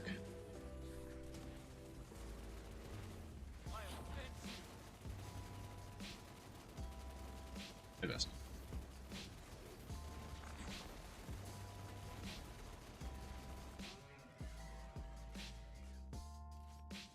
Almost failed that round, by the way. They must be watching Wolf or something. I think that does actually happen, by the way.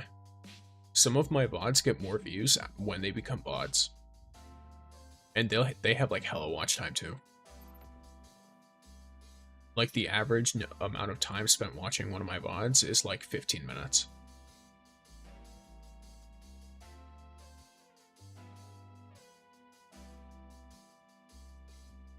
So I have absolutely no idea what's going on there.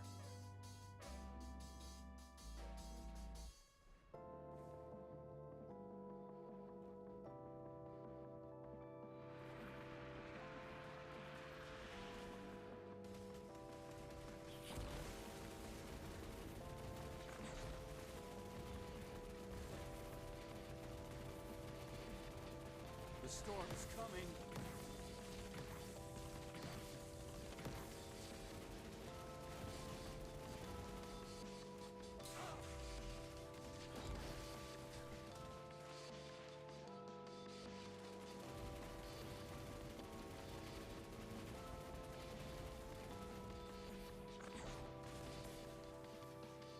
Did I just shoot the thing midair? Wild. Is this event infinitely runnable?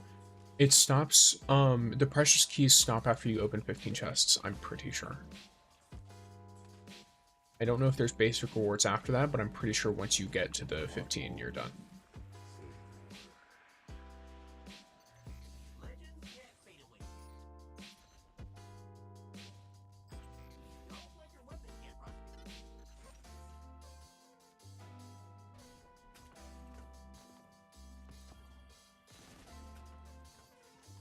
So I get here.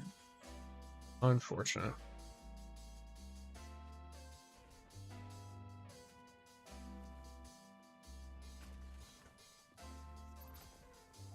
Let's go. Most damage dealt, most damage taken on Caber.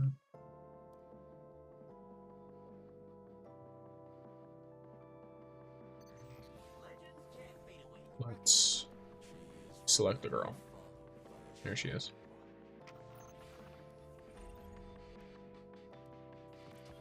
Swords, elemental shields, arc weapons. Okay. What are you trying to build right now, Caber? Yeah, so I've got a build guide going up tomorrow for Caber, so I was basically just trying to make sure I have what I like hashed out as best as possible. So, like, here. Let me grab them real quick. So currently I have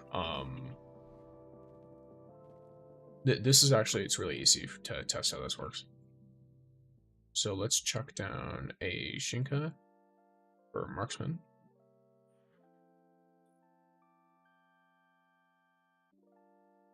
Sorry. It never ends.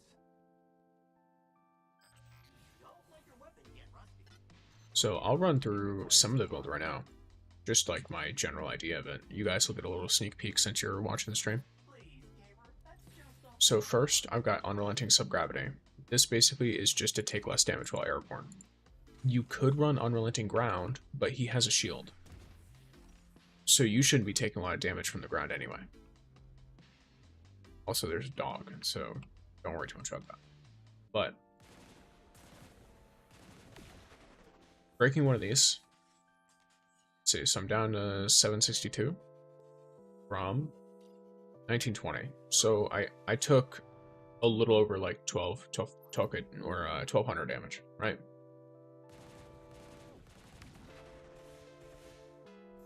That all still hit, but I was barely put under 900. So I took 1000 damage, roughly, right? I took like 20% less damage just for jumping, which if you want to avoid enemies to begin with, you should be jumping around all the time, right? And then if I'm not jumping around all the time, I should have a shield anyway, right? And then I take 0 damage.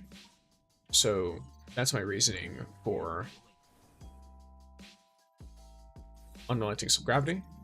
Unrelenting Evolution causes me, whenever I am already having a damage resistance, I gain an extra one called Armored.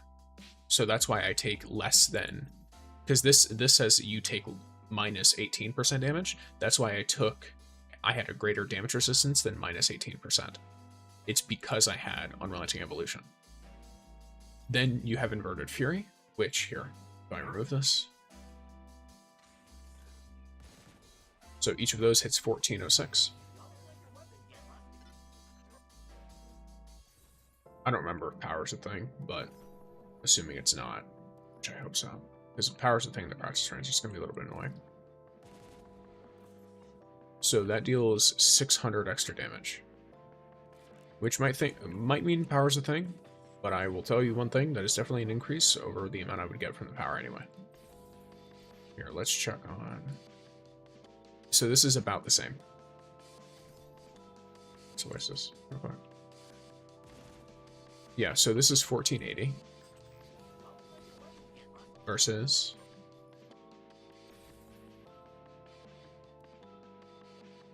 where did it go?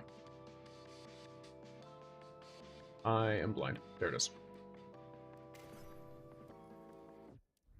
1480 versus 2k, roughly, damage, right? Then for the final artifact, it's Bellicose Planetesimal. So I'm already dealing 2k damage.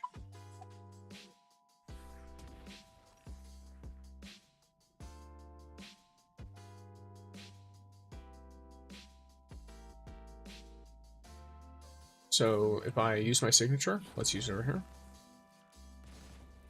Now I do 2400. So you're going all the way from dealing like 1600 damage to dealing 2400 damage in 2 artifacts. That's it. And that's not even having them all the way leveled up. So it really makes him do a lot more, and it makes him do much better in most content, in my opinion, this build. I'm going over like Light Link companions and everything as well. Which realistically, I don't know, it's kind of tough. Because like Ningfei is great, obviously. I think Umiko is like top tier because his whole kit is blind, blinding people, and blind is a debuff. So guess what happens when you blind someone in this? Well, it's gonna last a hell of a lot longer, I'll tell you what. So, you got that. Something I might do though is, I don't know, let me...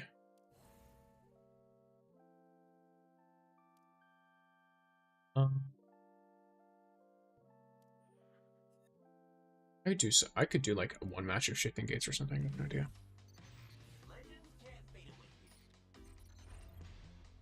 I can do that. Just chuck on a match of shifting gates just cause. Yeah, I gotta cast like supers and stuff. Anyway.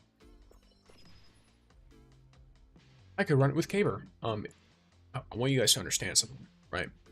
Those of you who sleep on this boy in PvP, all right, you don't understand the monster you're messing with. Speaking of monsters, what is this? This person is way higher rank than I am, and they are an Ikora main. They are New York number 18 playing Ikora. You know what?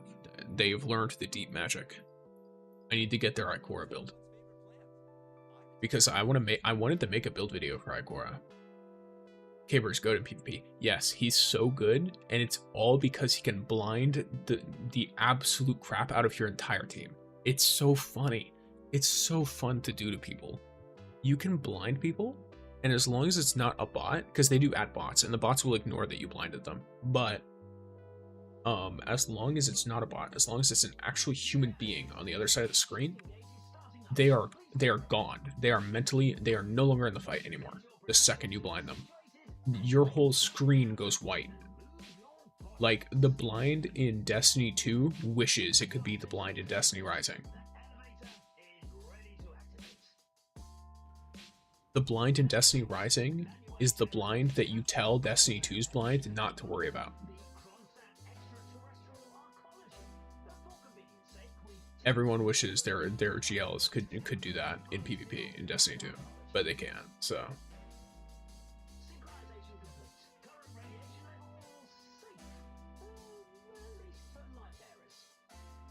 yeah, I almost forgot. Yeesh. Yeah, so wait, I need to super quick. Okay.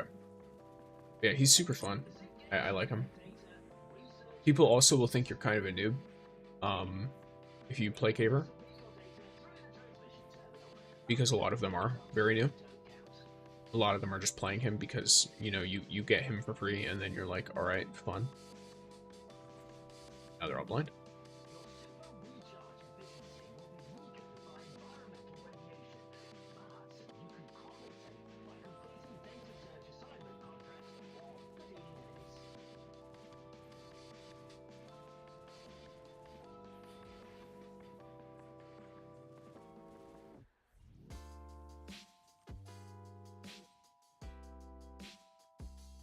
My team is rolling.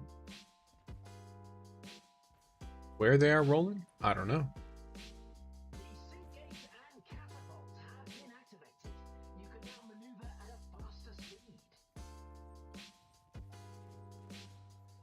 Let's go. Hopefully that counted as an arc weapon kill, because I want my stuff done.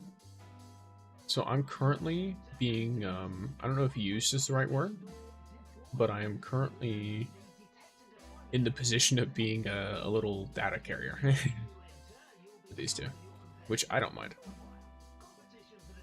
I'm just trying to get my wins in. I just need a win. Spend some pinnacle energy on it, and we vibe. Okay, let's get some super though. Just. We show super now, for sure, everyone.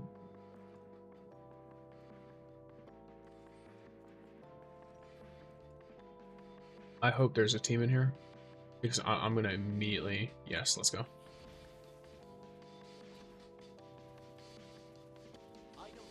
I love doing this. Yeah, cool. Everyone just got supered and murdered. And this is why you play Caber in PvP? Just wipe the whole team. They literally couldn't see it coming. They couldn't see it coming if they tried. So I think we're vibing. What's up, bro? Oh.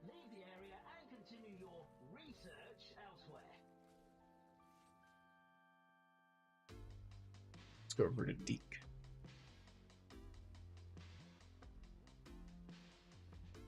Purple? What happened? Who's Derp?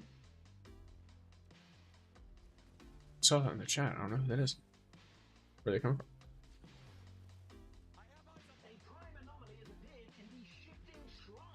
Yeah, that's a little rough.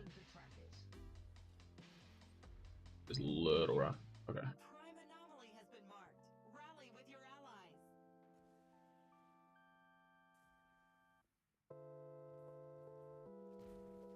And deposit all my data. That much? Looks like I'll need to upgrade my bandwidth.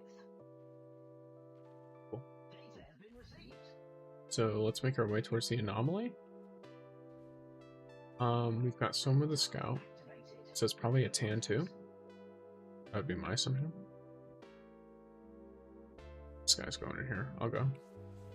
Yeah, let's go with that. We've passed half time now. Have you collected enough data? That takes us way closer. Solid. You going in? I'm down. I think we're waiting for our teammate.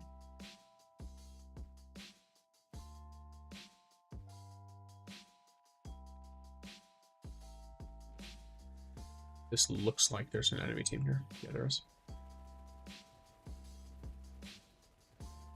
Bunch of other cavers, unfortunate. My brethren, my brethrens.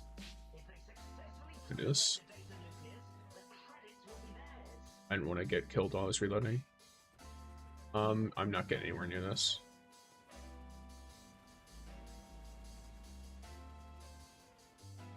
Your team has the data nucleus. Now you've got to watch each other's backs. If they successfully translate the data nucleus, the credits will be theirs. Leave the dying to me, right? That res takes a hot minute, by the way.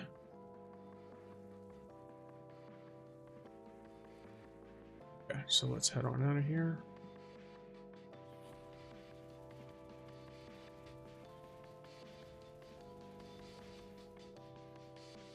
I need to personally deposit a ton of data.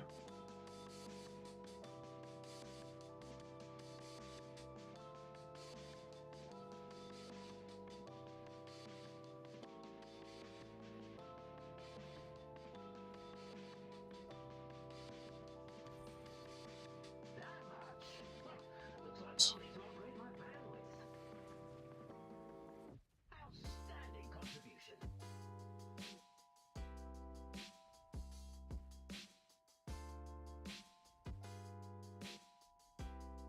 As long as we get a bit more data, the sheer amount of data should be enough to make it max reward. Super blind. Academic pirates seem to have reaped a bit too much of bounty. Would you like to take a look?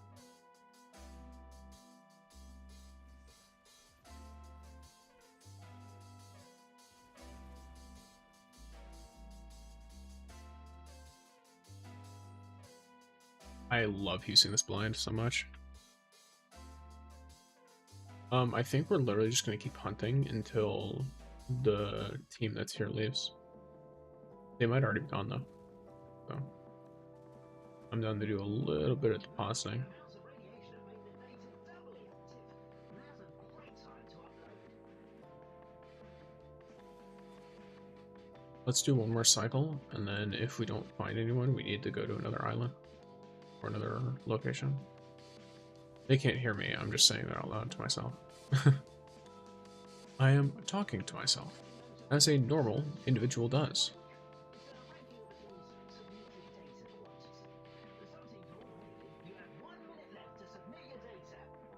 Hmm. Yeah. Oh.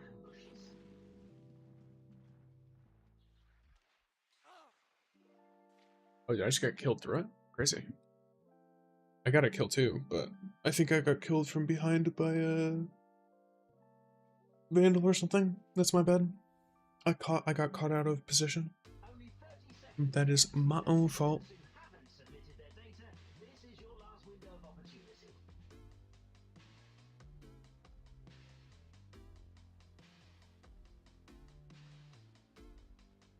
So we totally got this. 300 data in 10 seconds, easy. You know, we're in third.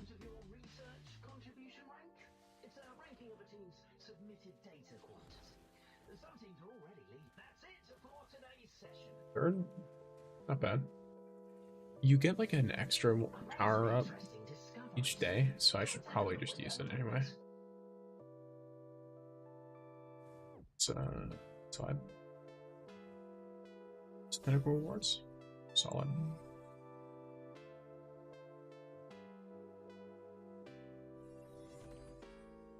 Yeah, okay.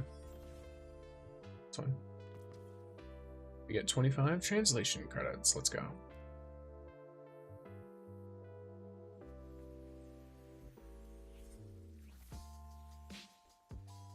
So, gamers.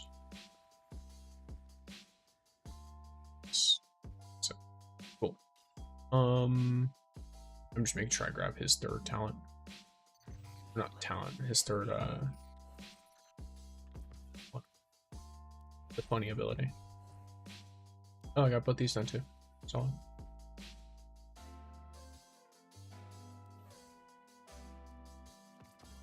Let's go.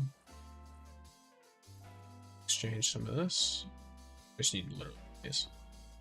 And after that, I can grab 2 of these because that's really what I really want to hear. Cool.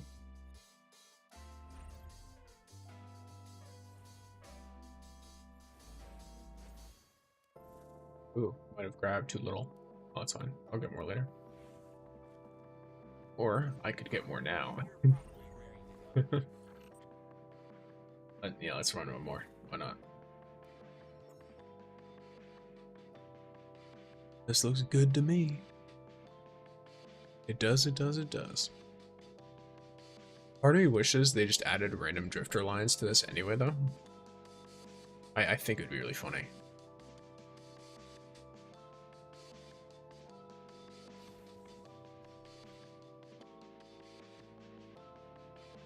Just Wu-Ming randomly talking for seemingly no reason.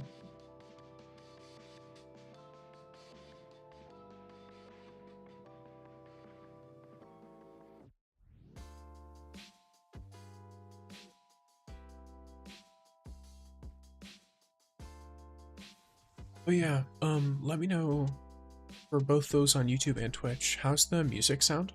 Like volume-wise?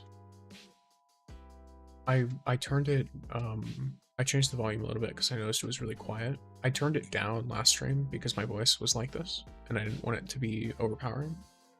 But I realized that it was way too quiet. If it's still a bit too quiet, I can turn it up a bit more for you guys.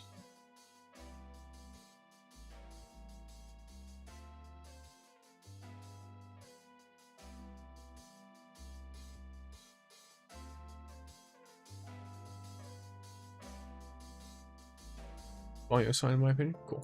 Alright. Good to know. Alrighty.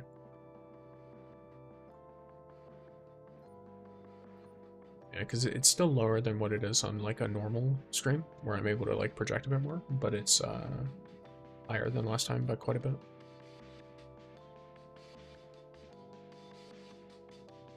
Also, this is gonna have a bunch of bots in it probably. So what it does is it gets to like 12 people, and then it just chucks 2 bot teams in.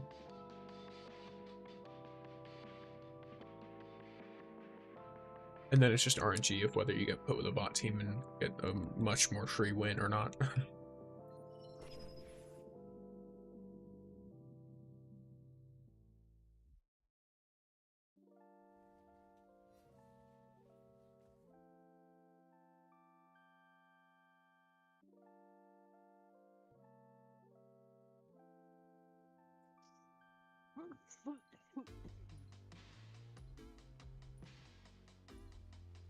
Does that sound?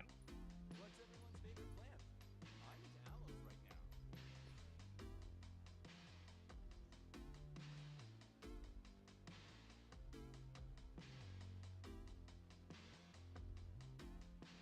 now. The #1 Connecticut angler. My dear assistants, the shifting gate is starting up. Please get ready.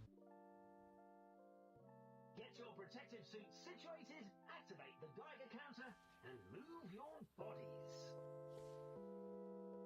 Initialization complete. The elevator is ready to activate. Connection anchored. Lanuay Aeronautics Campus, Ulsan Petrochemical Plant, the Kronstadt Extraterrestrial Arcology. For convenience sake, we typically call Wait. them the Aeronautics Campus, Yeesh. Icefield, and Arcology.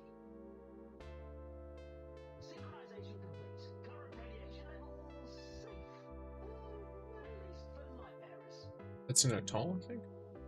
Research first, chit-chat later. Looks like it. On your marks, get set. All right, assistants. Alright, I am Legend and Blade. And help me complete my research. Step through the sync gate, collect data, research commences. Remember to submit your data through the transmission terminal. Unsubmitted results don't count.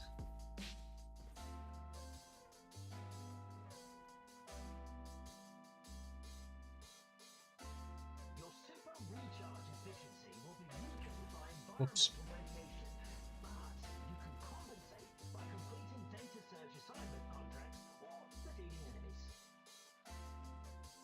Your ally is calling on you to help complete a new search assignment. Where's that?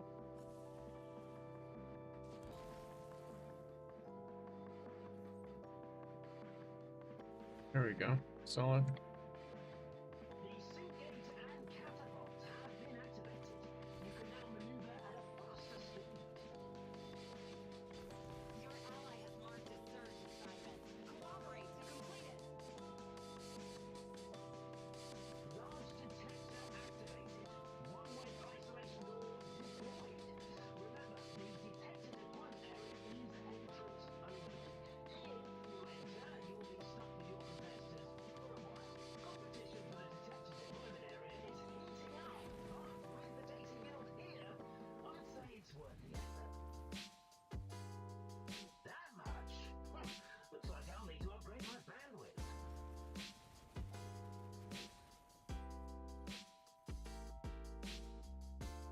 We should probably do that.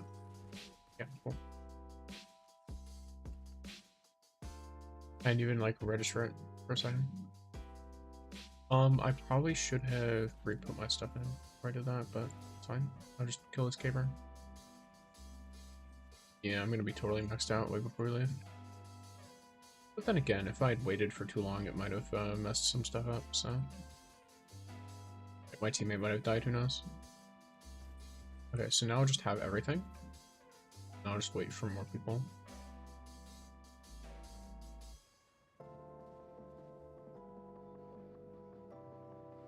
The detector is overclocked, so data mining operations must be paused. You can now freely enter and exit the area.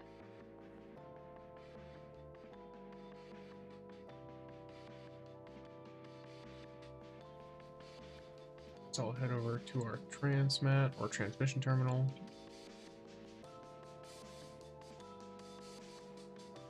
Let's go speed boost from Wolf's Dash, you'll see it. Looks like I'll need to upgrade my bandwidth. A prime anomaly has appeared in the shifting shrine. Activate your Where's that? guidance system to track it.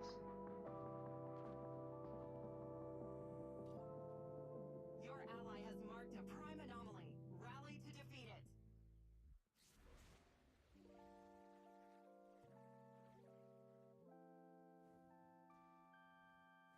We can just wait here.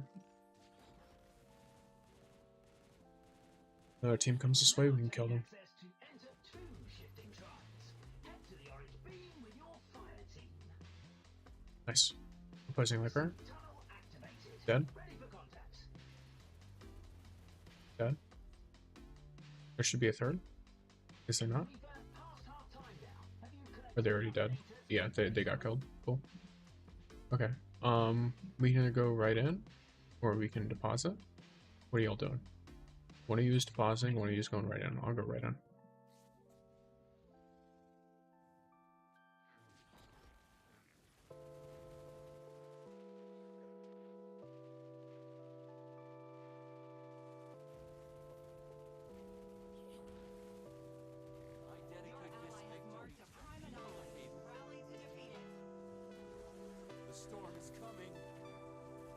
I am the storm that is approaching.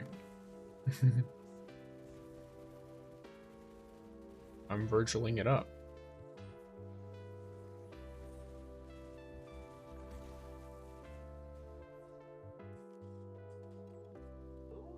Your opponent has seized the data nucleus. Well, then just stand there. Do something. Oh, whoops. It's time for some teamwork. Protect the data nucleus together. Yeah, these guys are all dead. Large amount of data your ally is carrying has caught the eyes of your opponent. Okay, we should be good to go in and just. Data your ally is carrying has caught the eyes of your opponent. Yeah, let's deposit real quick.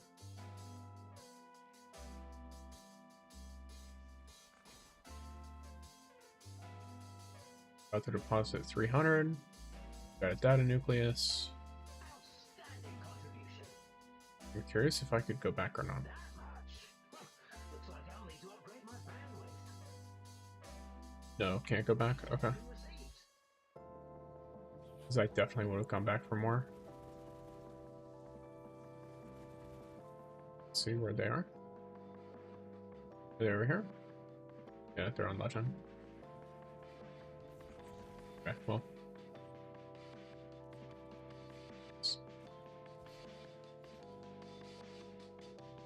Let's keep running around this edge then. Wait, you wanted to go back?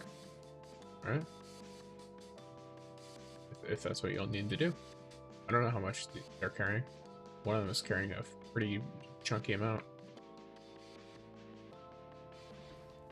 Because I'm not carrying much at all. So.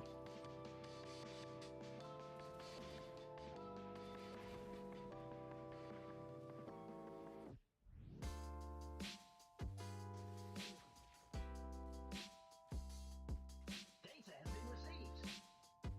Massive. Have you taken note of your research contribution rank? It's a ranking of a team's submitted data quantity. Some teams are already leading by a mile.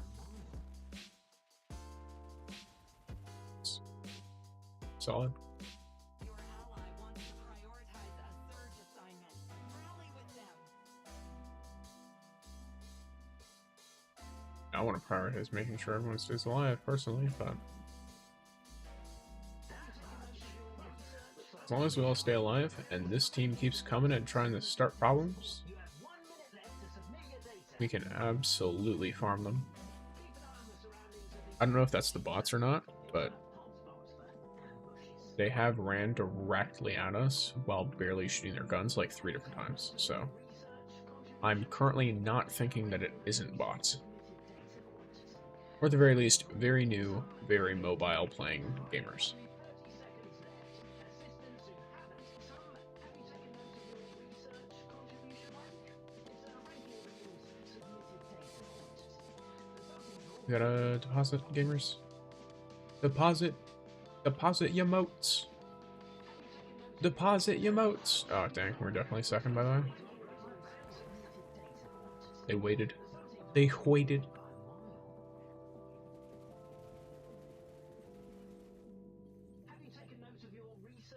This will totally matter, guys. Let's go, my 8 moats. We've made quite a haul this time. When you return, we can discuss the next research topic. What is the data nucleus even for, by the way? Because it doesn't look like it gave me much of any extra score there. Guess I go to level 4. 5. And nice.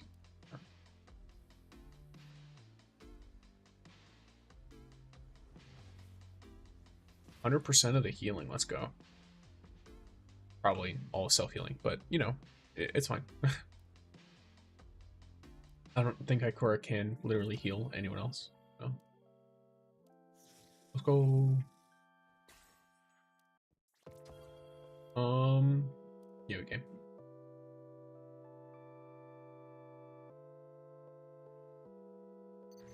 Legends can't fade away.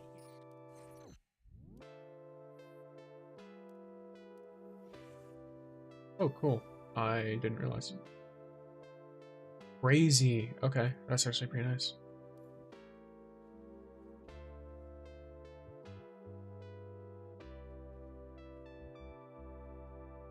Yeah, I'll take second place because I'm mostly playing Estella. I bet you're probably raring to go.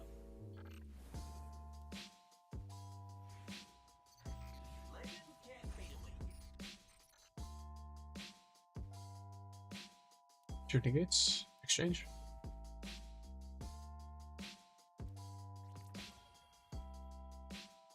Guess I could just take a bunch of this. I can just play more later. Alright, so here he is, he's gaming. I don't mind spending one of those on that. Alright, let's do the event with Estella now. Because she is popping off in everything. So there's no way she's not gonna pop off in this event.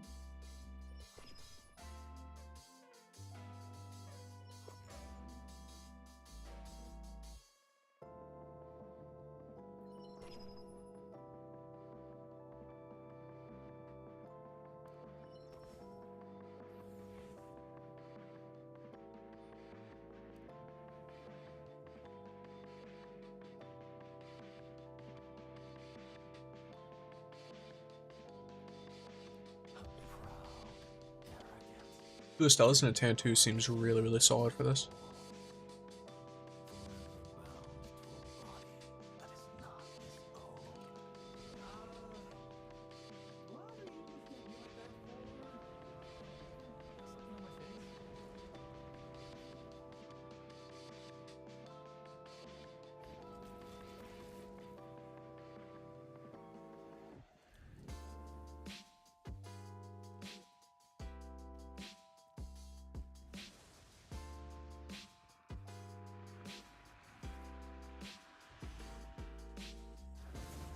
So, alright, let me just do this real quick.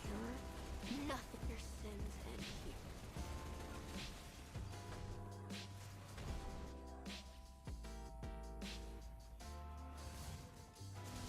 I missed.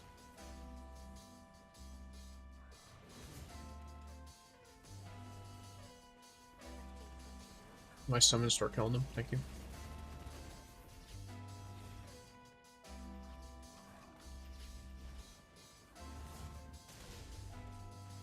We might fail them, yeah. It's a little bit hard to determine whether my summons count for that or not. Because I can do this. Does it count as an ability kill? Let me check the screen for the scoring. The prey has shown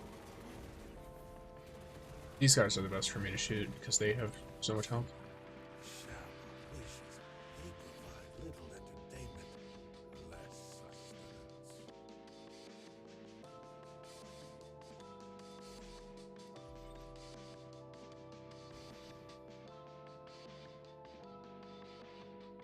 It's super funny how non-committal or like non-competent people are with picking those buffs. Because if you just pick one and insta-lock, they immediately start joining you.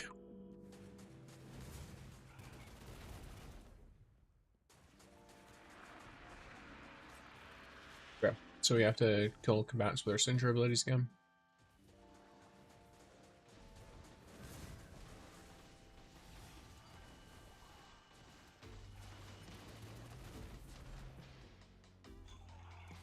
Nice.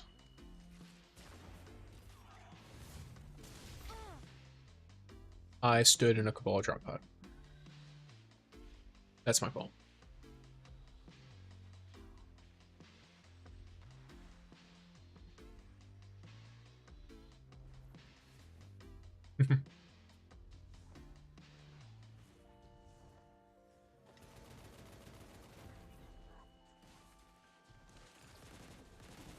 Need to store up some energy for the next round. A level 3 would be nice to start with. Speak your wish into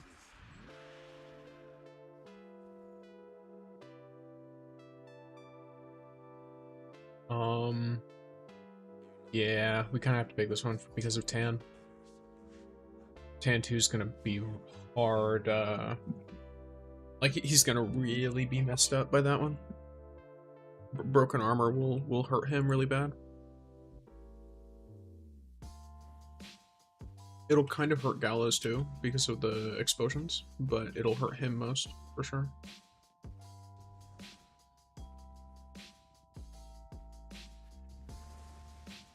Tan 2 is like all precision damage.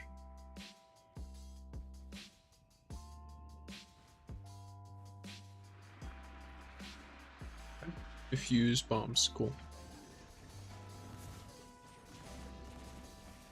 You must face your true self.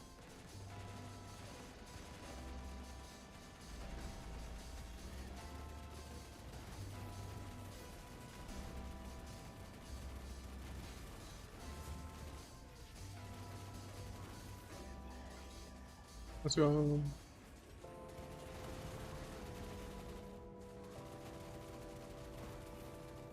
I wish maybe half art is hardly made at all.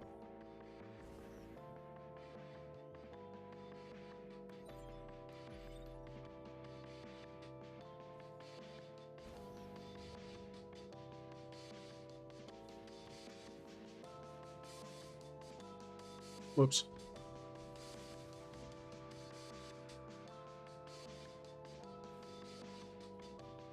Okay, so we need to get more signature kills again. I missed, but I threw it really far so that it wouldn't hit anything at all. Because I wanted to get it back faster. You can do that, by the way. If you notice that you're not going to hit who you want, or like what you want with Misfortune's, with like Misfortune's Guide or whatever, you can throw it just away from anything, and as long as it hits nothing, it comes back way faster.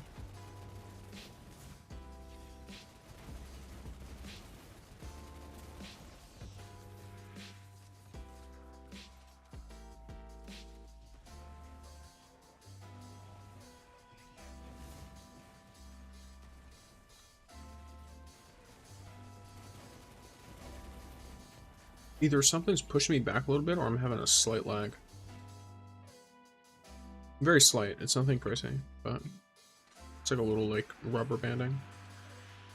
I don't know. It's something that like I looked on the screen and I was like, huh, I don't really notice it, but I could feel it while I was playing. Quantum Entanglement is asking for... Wait, why am I tan 2 on the thing? What? Also, we're asking to get hit by a servitor and get absolutely destroyed, by the way. Because that's exactly what happens here.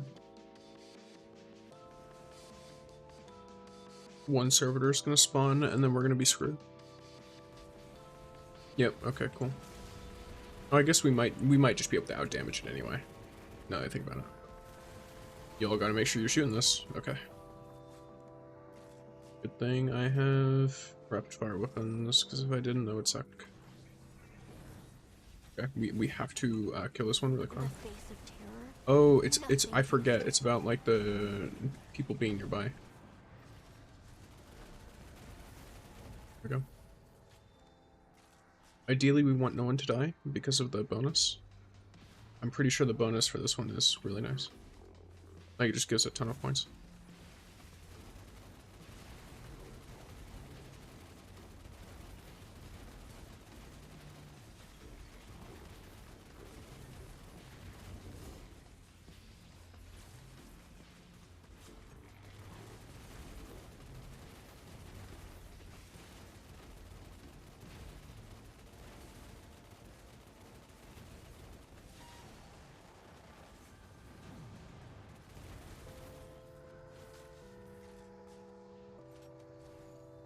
Solid. finish this one first.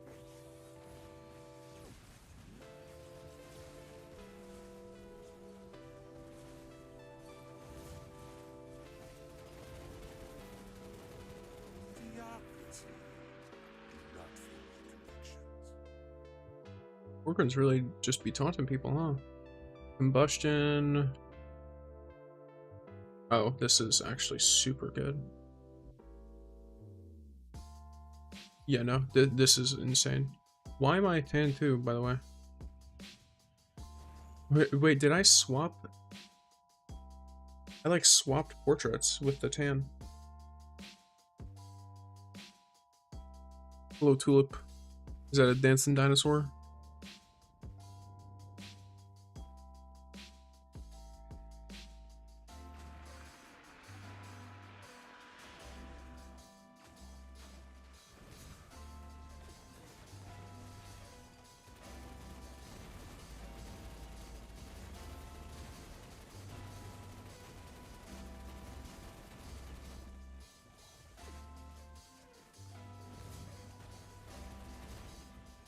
A very solid emote, if I must say so myself.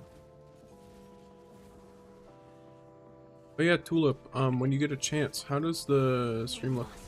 What talent level is your Stella? 0. None of my mythic characters have any talents.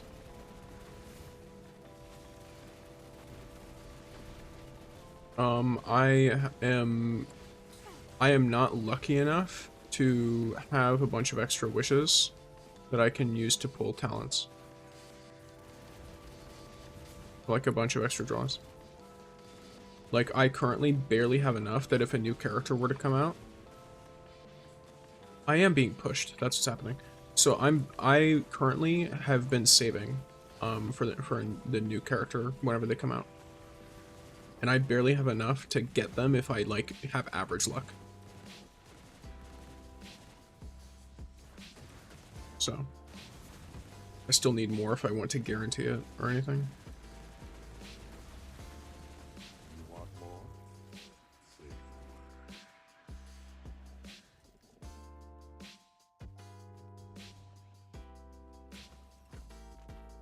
We got one of these. Cool. I'm hoping for an incandescent cluster. Okay, I mean, all right, let's go. Incandescence clusters, that's exactly what I wanted. More, please? No, okay, that's fine.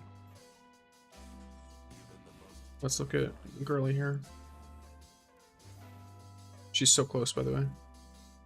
Calamity Ops will do it for me. Or the pack shop exchange. Let me actually see what's up with the pack shop. Nice. Bound to fun. And then Tulip, what about the stream? Oh, so how does it look? Is there any bitrate issues? Because I know we had that issue with the crash the other day.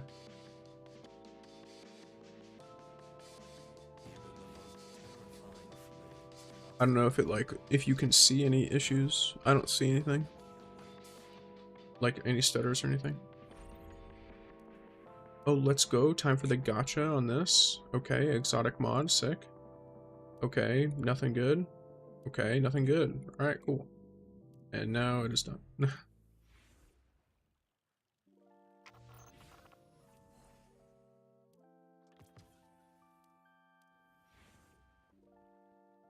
I don't know if it's my internet, but I've been losing frames. Okay.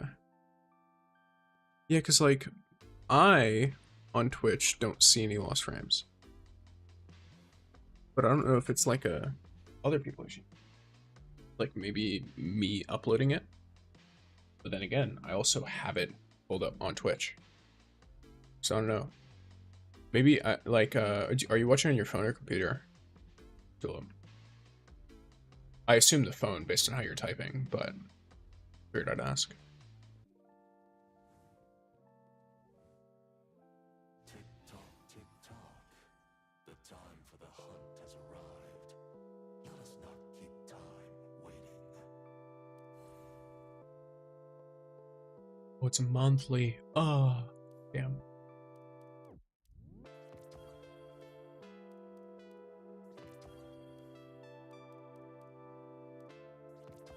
Phone? Yeah. Yeah, I have no idea then. Because I was gonna say if you were watching it, if you had it pulled up on the computer, I was gonna be like, pull it up on your phone. But if you're already watching on your phone, I assume you're not easily going to be able to pull it up on your computer to see if it's the phone or not. There are other people watching, but they tend to, I guess, lurk. Is that the word? I think it's lurking. I should make a command for that, maybe. But yeah, so Chow. She's at, you know, good old 0. Like, yeah, Wolf is maxed out. Tantu, 0. Gwen, 0. Umiko, 0. Caber's got a few. Vanala's got a few. Natala's got a couple. Jean Wei. I put him in the poll to try and do a build for him. People are not interested. Yolder, 0. Ningfei, 0. Ikora, a couple. And okay, cool. So it is the Lurkin. The Lurkin lurkers, if you will. Yeah. Tick tock, tick tock. The time for the hunt has arrived. Let us not keep time waiting.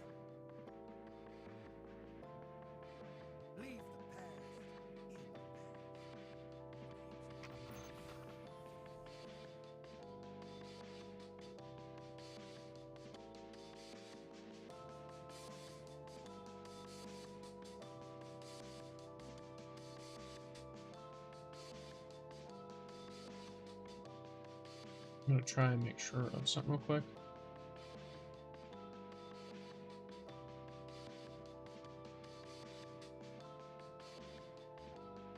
So created some I did a small to-do list thing for myself real quick. All right, we are gaming. I'm gonna do another of the event because this isn't a daily thing. This is just like when the event comes out, right? Looks like it.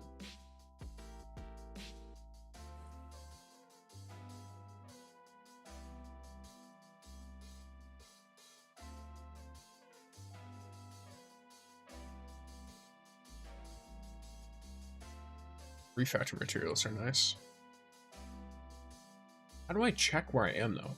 Because it says my rank is non-applicable. Am I so bad that like my rank is just non-existent? That's crazy. I'm trash. I'm hot garbage. Oh my god.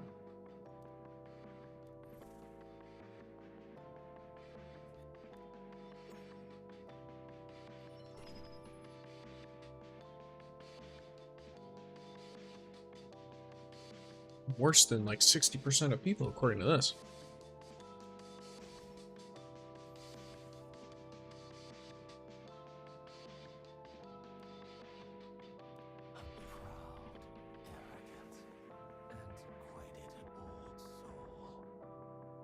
Let's go, Tin Can. I would imagine it would tell me I'm worse than 60% of people, right? Maybe it just doesn't update every day. Or like maybe it doesn't update immediately.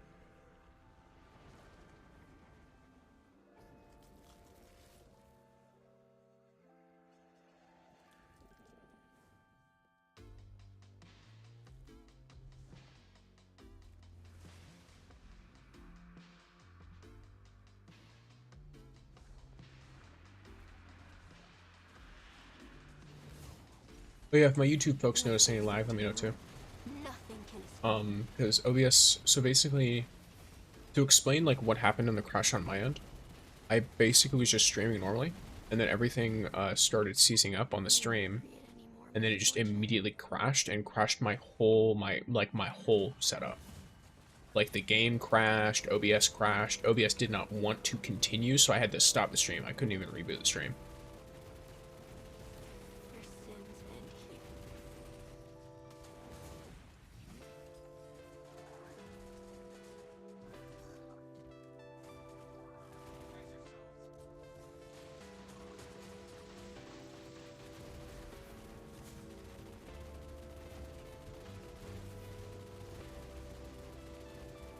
The obstacle is gone.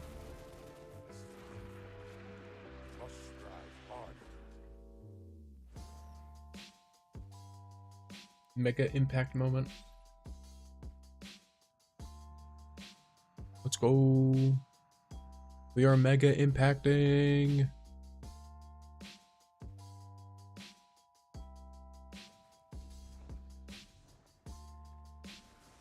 The only thing you can do is mega impact. But yeah. What is this lighting bug, bro? This event is pretty chill. Like, I'm basically just playing Morgan's Hunt on higher difficulty. And getting better stuff for it. Like, alright, I'm not gonna complain. I need to kill things with my signature ability, unfortunately for these guys. Ooh, wait, let me go over here. Yep, cool. Okay. There we go. This, and this should cause new wave. Cool.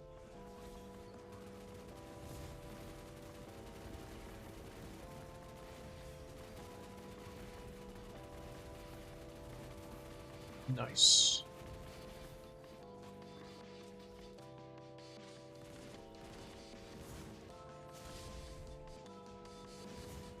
You know full well there is always a better solution. Violence. Lovely. Likely it's just my net? Okay.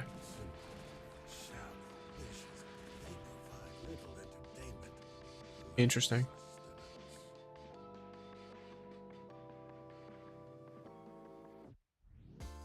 Yeah, because I think if it were an encoding error, it would be consistent with, like, it would mess with the audio too. And I'm also not getting any... Yeah, I've gotten 0 dropped frames on OBS. So, OBS has no frame drop at all. Wait, that's actually kind of crazy, though.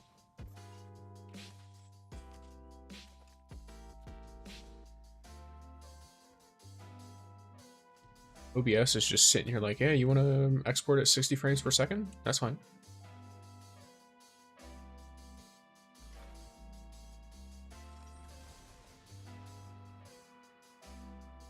Pretty cool, pretty cool. Ability final blows, grant extra points. Okay. And we are waiting for... Oh, it's this guy, yeah. You must face your true self.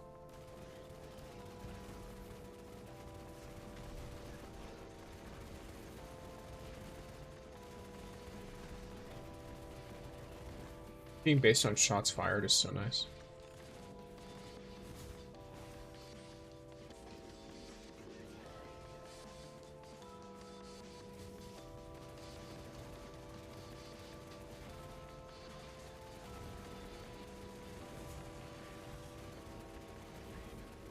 Let's go.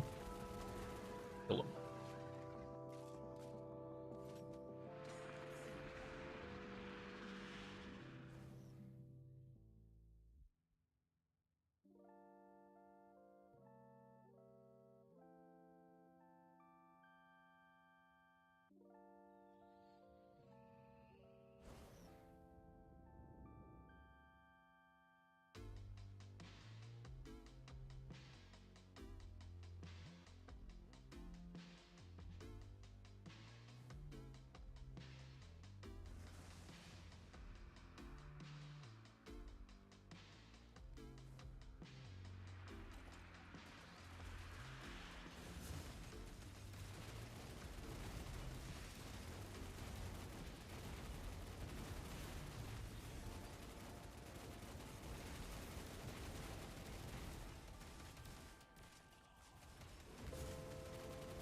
You won't create any more misfortune.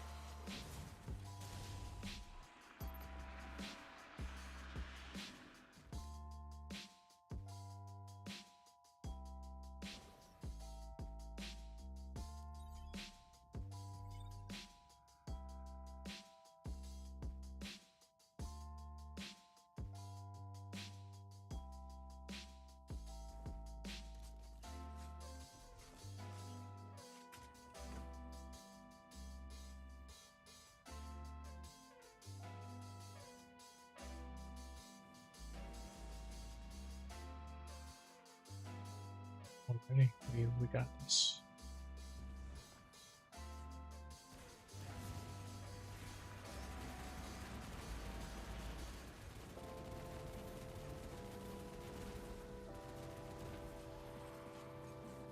I don't know if they just didn't realize that they were supposed to like actually shoot it or what, but that was close. They were just looking at it. Or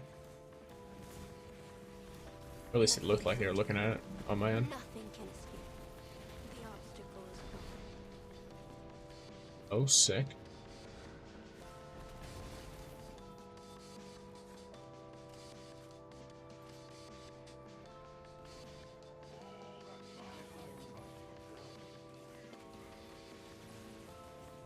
Oops.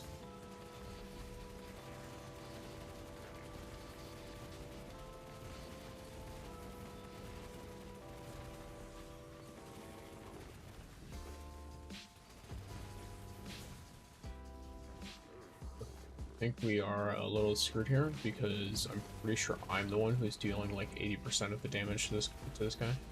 I don't think the other two are either, like, they're either not dealing enough damage or they're not shooting it. Yeah, I think this is it. They are shooting it. They're just not dealing a ton of damage. Which, you know, that happens. You want more? See. I mean, who knows? I might not even been the one who did the most damage there. But to that specific enemy, didn't look like anyone else was shooting them. Let's go. Oh my god. Yes. Lovely. Polaris Lance. Amazing exotic weapon. I'm very glad that I've got one now. Way better than an incandescent cluster. Infinitely better.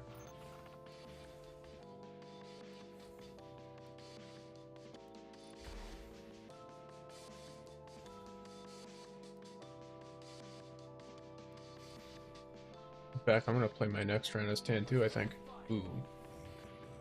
Well. Oh, I have to invest in it. I forgot. I have to like actually like level this up and stuff.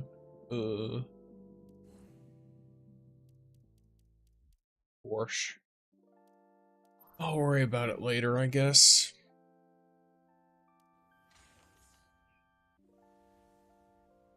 Oh yeah, I did 50% of the team's damage. Okay, well.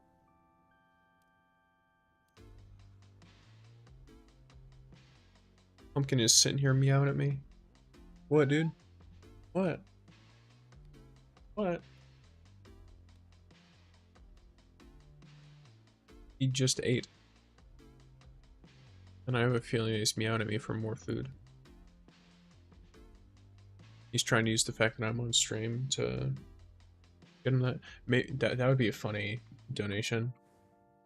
What do you call it? Or like tip thing, whatever. Like I don't know, like 1 gift sub, 1 kibble for Pumpkin. I wonder if I could set that up to an automatic feeder. You'd probably need something to trigger just a little like a little like switch or like mechanism to open it up a little bit. Something like that. I'm sitting at 60k power, but my weapon rating is way down. New at Destiny but having blessed. Cool. Okay, so big thing. Big question. Are you using an exotic? And if so, is it an exotic that's in its first tier of catalysts or in its second tier? The bigger question is whether or not you're using an exotic, because that's going to change the advice I'm going to give you.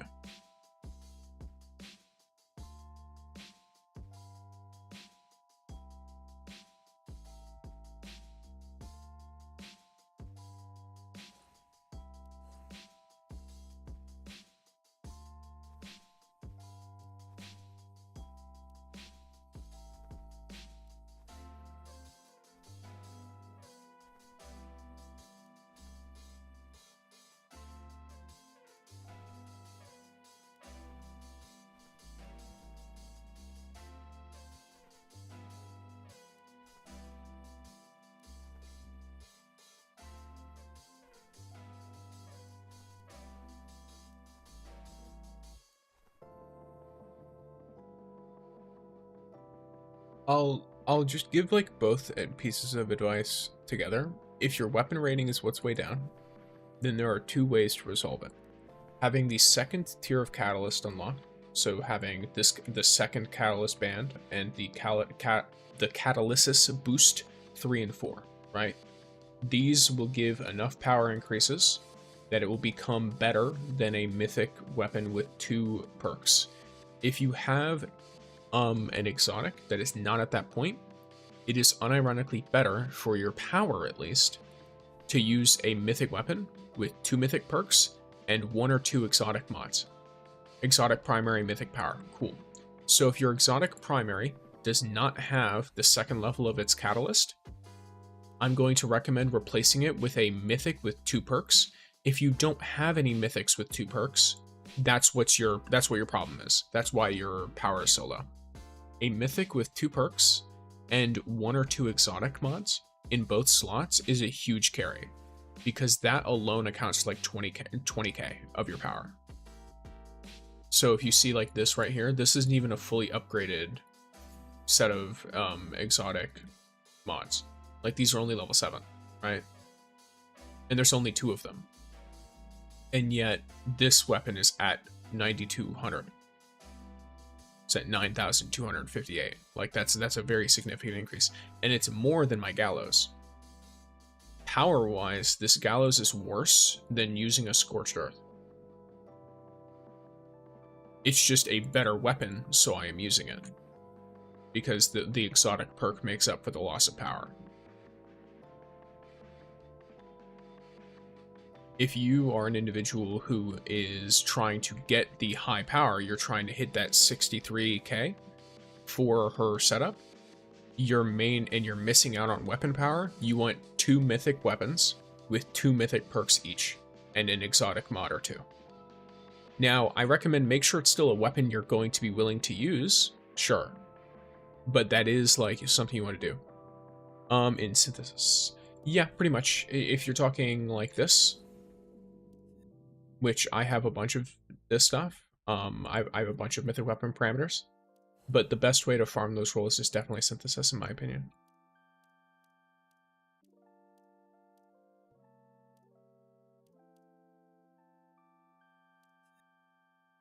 I can currently farm, I don't know, like 80 or something rolls with it, so it doesn't take very long to get a ton of them.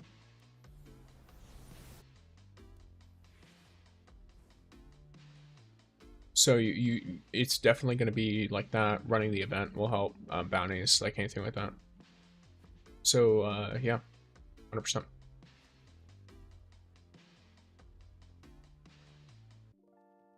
Well, thank you very much for spending time here asking questions. I'm down to answer any kind of questions. I'm not like someone who's super hardcore in this game. Like I'm not like pushing the contest mode rating or trying to get like world first of stuff. But I do play the game a pretty decent amount, and I like making build guides for all the different characters. Even if it means technically my account is progressing slowly because of it, but I do still like making all the different builds for the characters. So I will be I be doing that. I be doing that. What are you doing, Pumpkin? Pumpkin is being a little bit of a weird cat right now. He's hanging from his like he's just hanging off of his cat tree. The front of his body. He's just sitting there watching.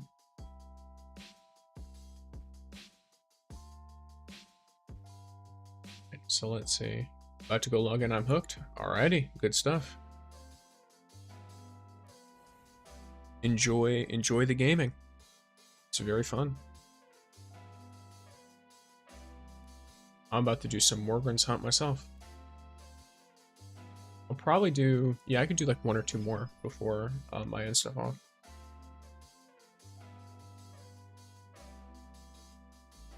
It is a quite the fun game.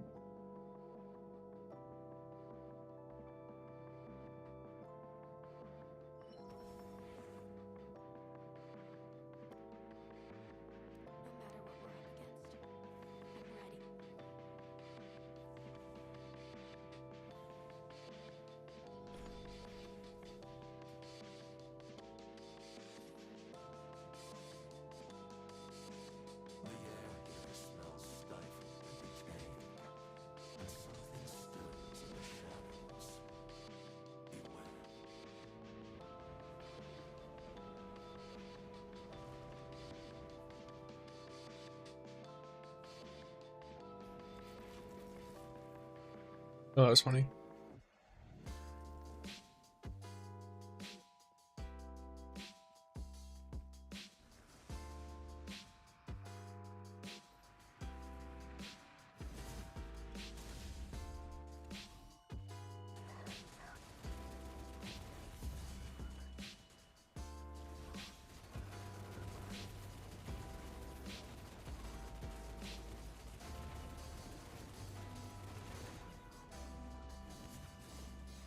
Probably handle this myself. Yep, cool.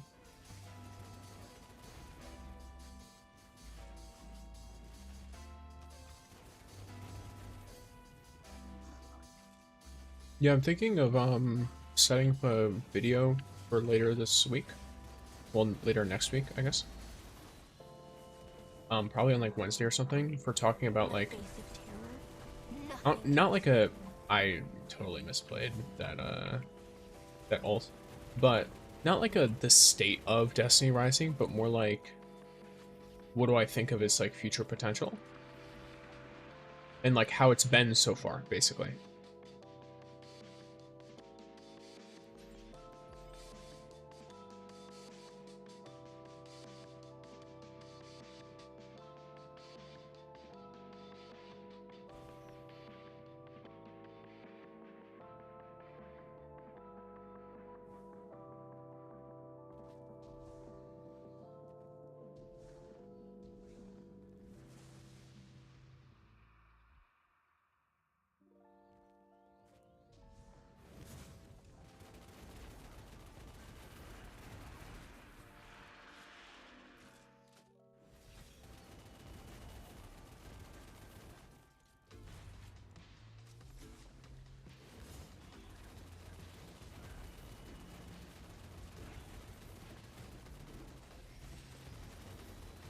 You won't create any more misfortune. Your sins end here.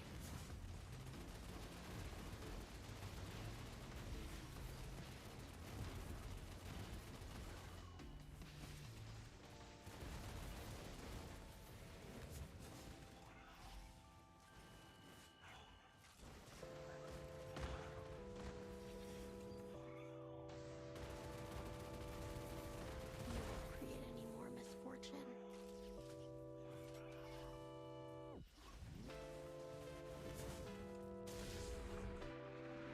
Must strive harder.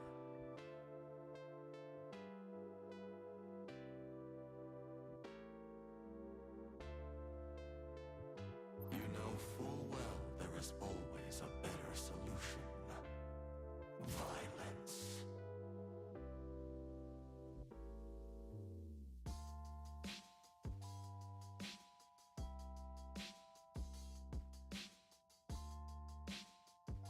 Ready.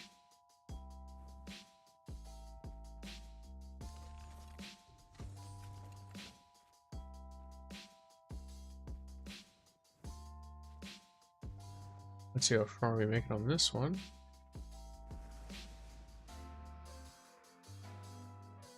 And then as soon as this is done, I've got a ton of recording to do.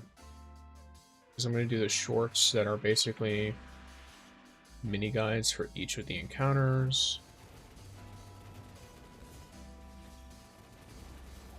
I could do the, what do you call it? Obviously I have to finish up Kaber's video. I'll probably start working on Yolder and that discussion video.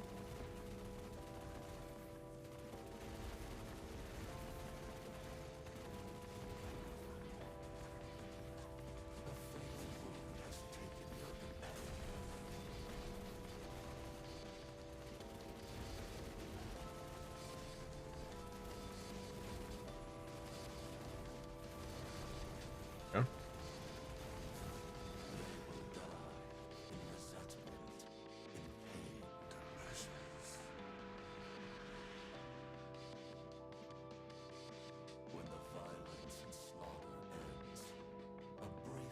I'll probably have this be the last one. Yeah, we got. Because I only have 2 keys that I can use, right? Oh wait, am I an idiot? Eh, it's fine, whatever. We'll be good. We'll be good.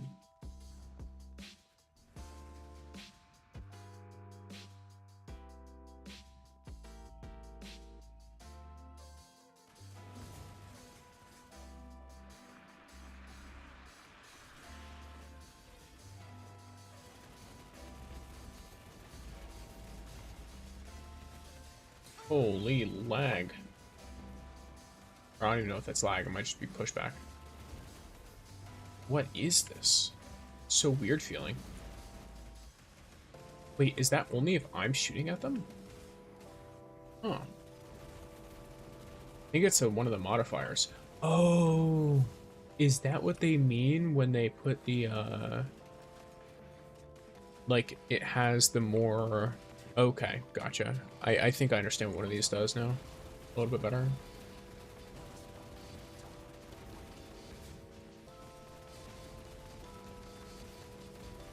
The obstacle is gone.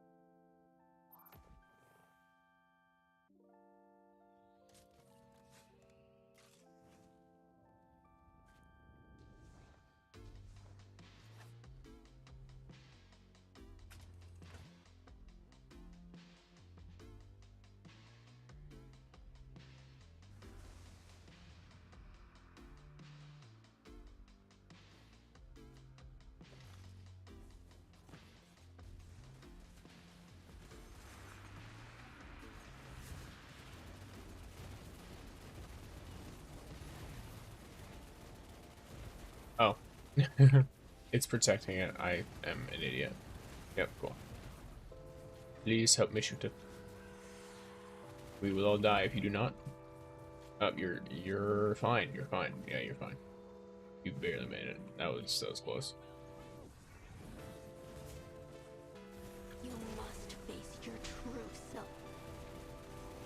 Solid. You will create more misfortune.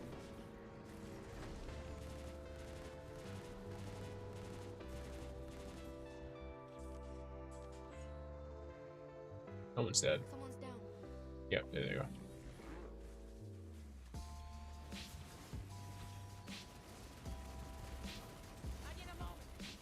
Yeah, I'd love to help you, but I'm trying to make sure this individual dies. Yeah, I think we're screwed anyway. You feel like that? It's not quite the damage output that would be needed to kill it.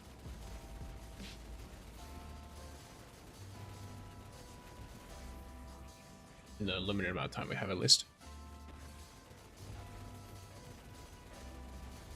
Yep, unfortunate.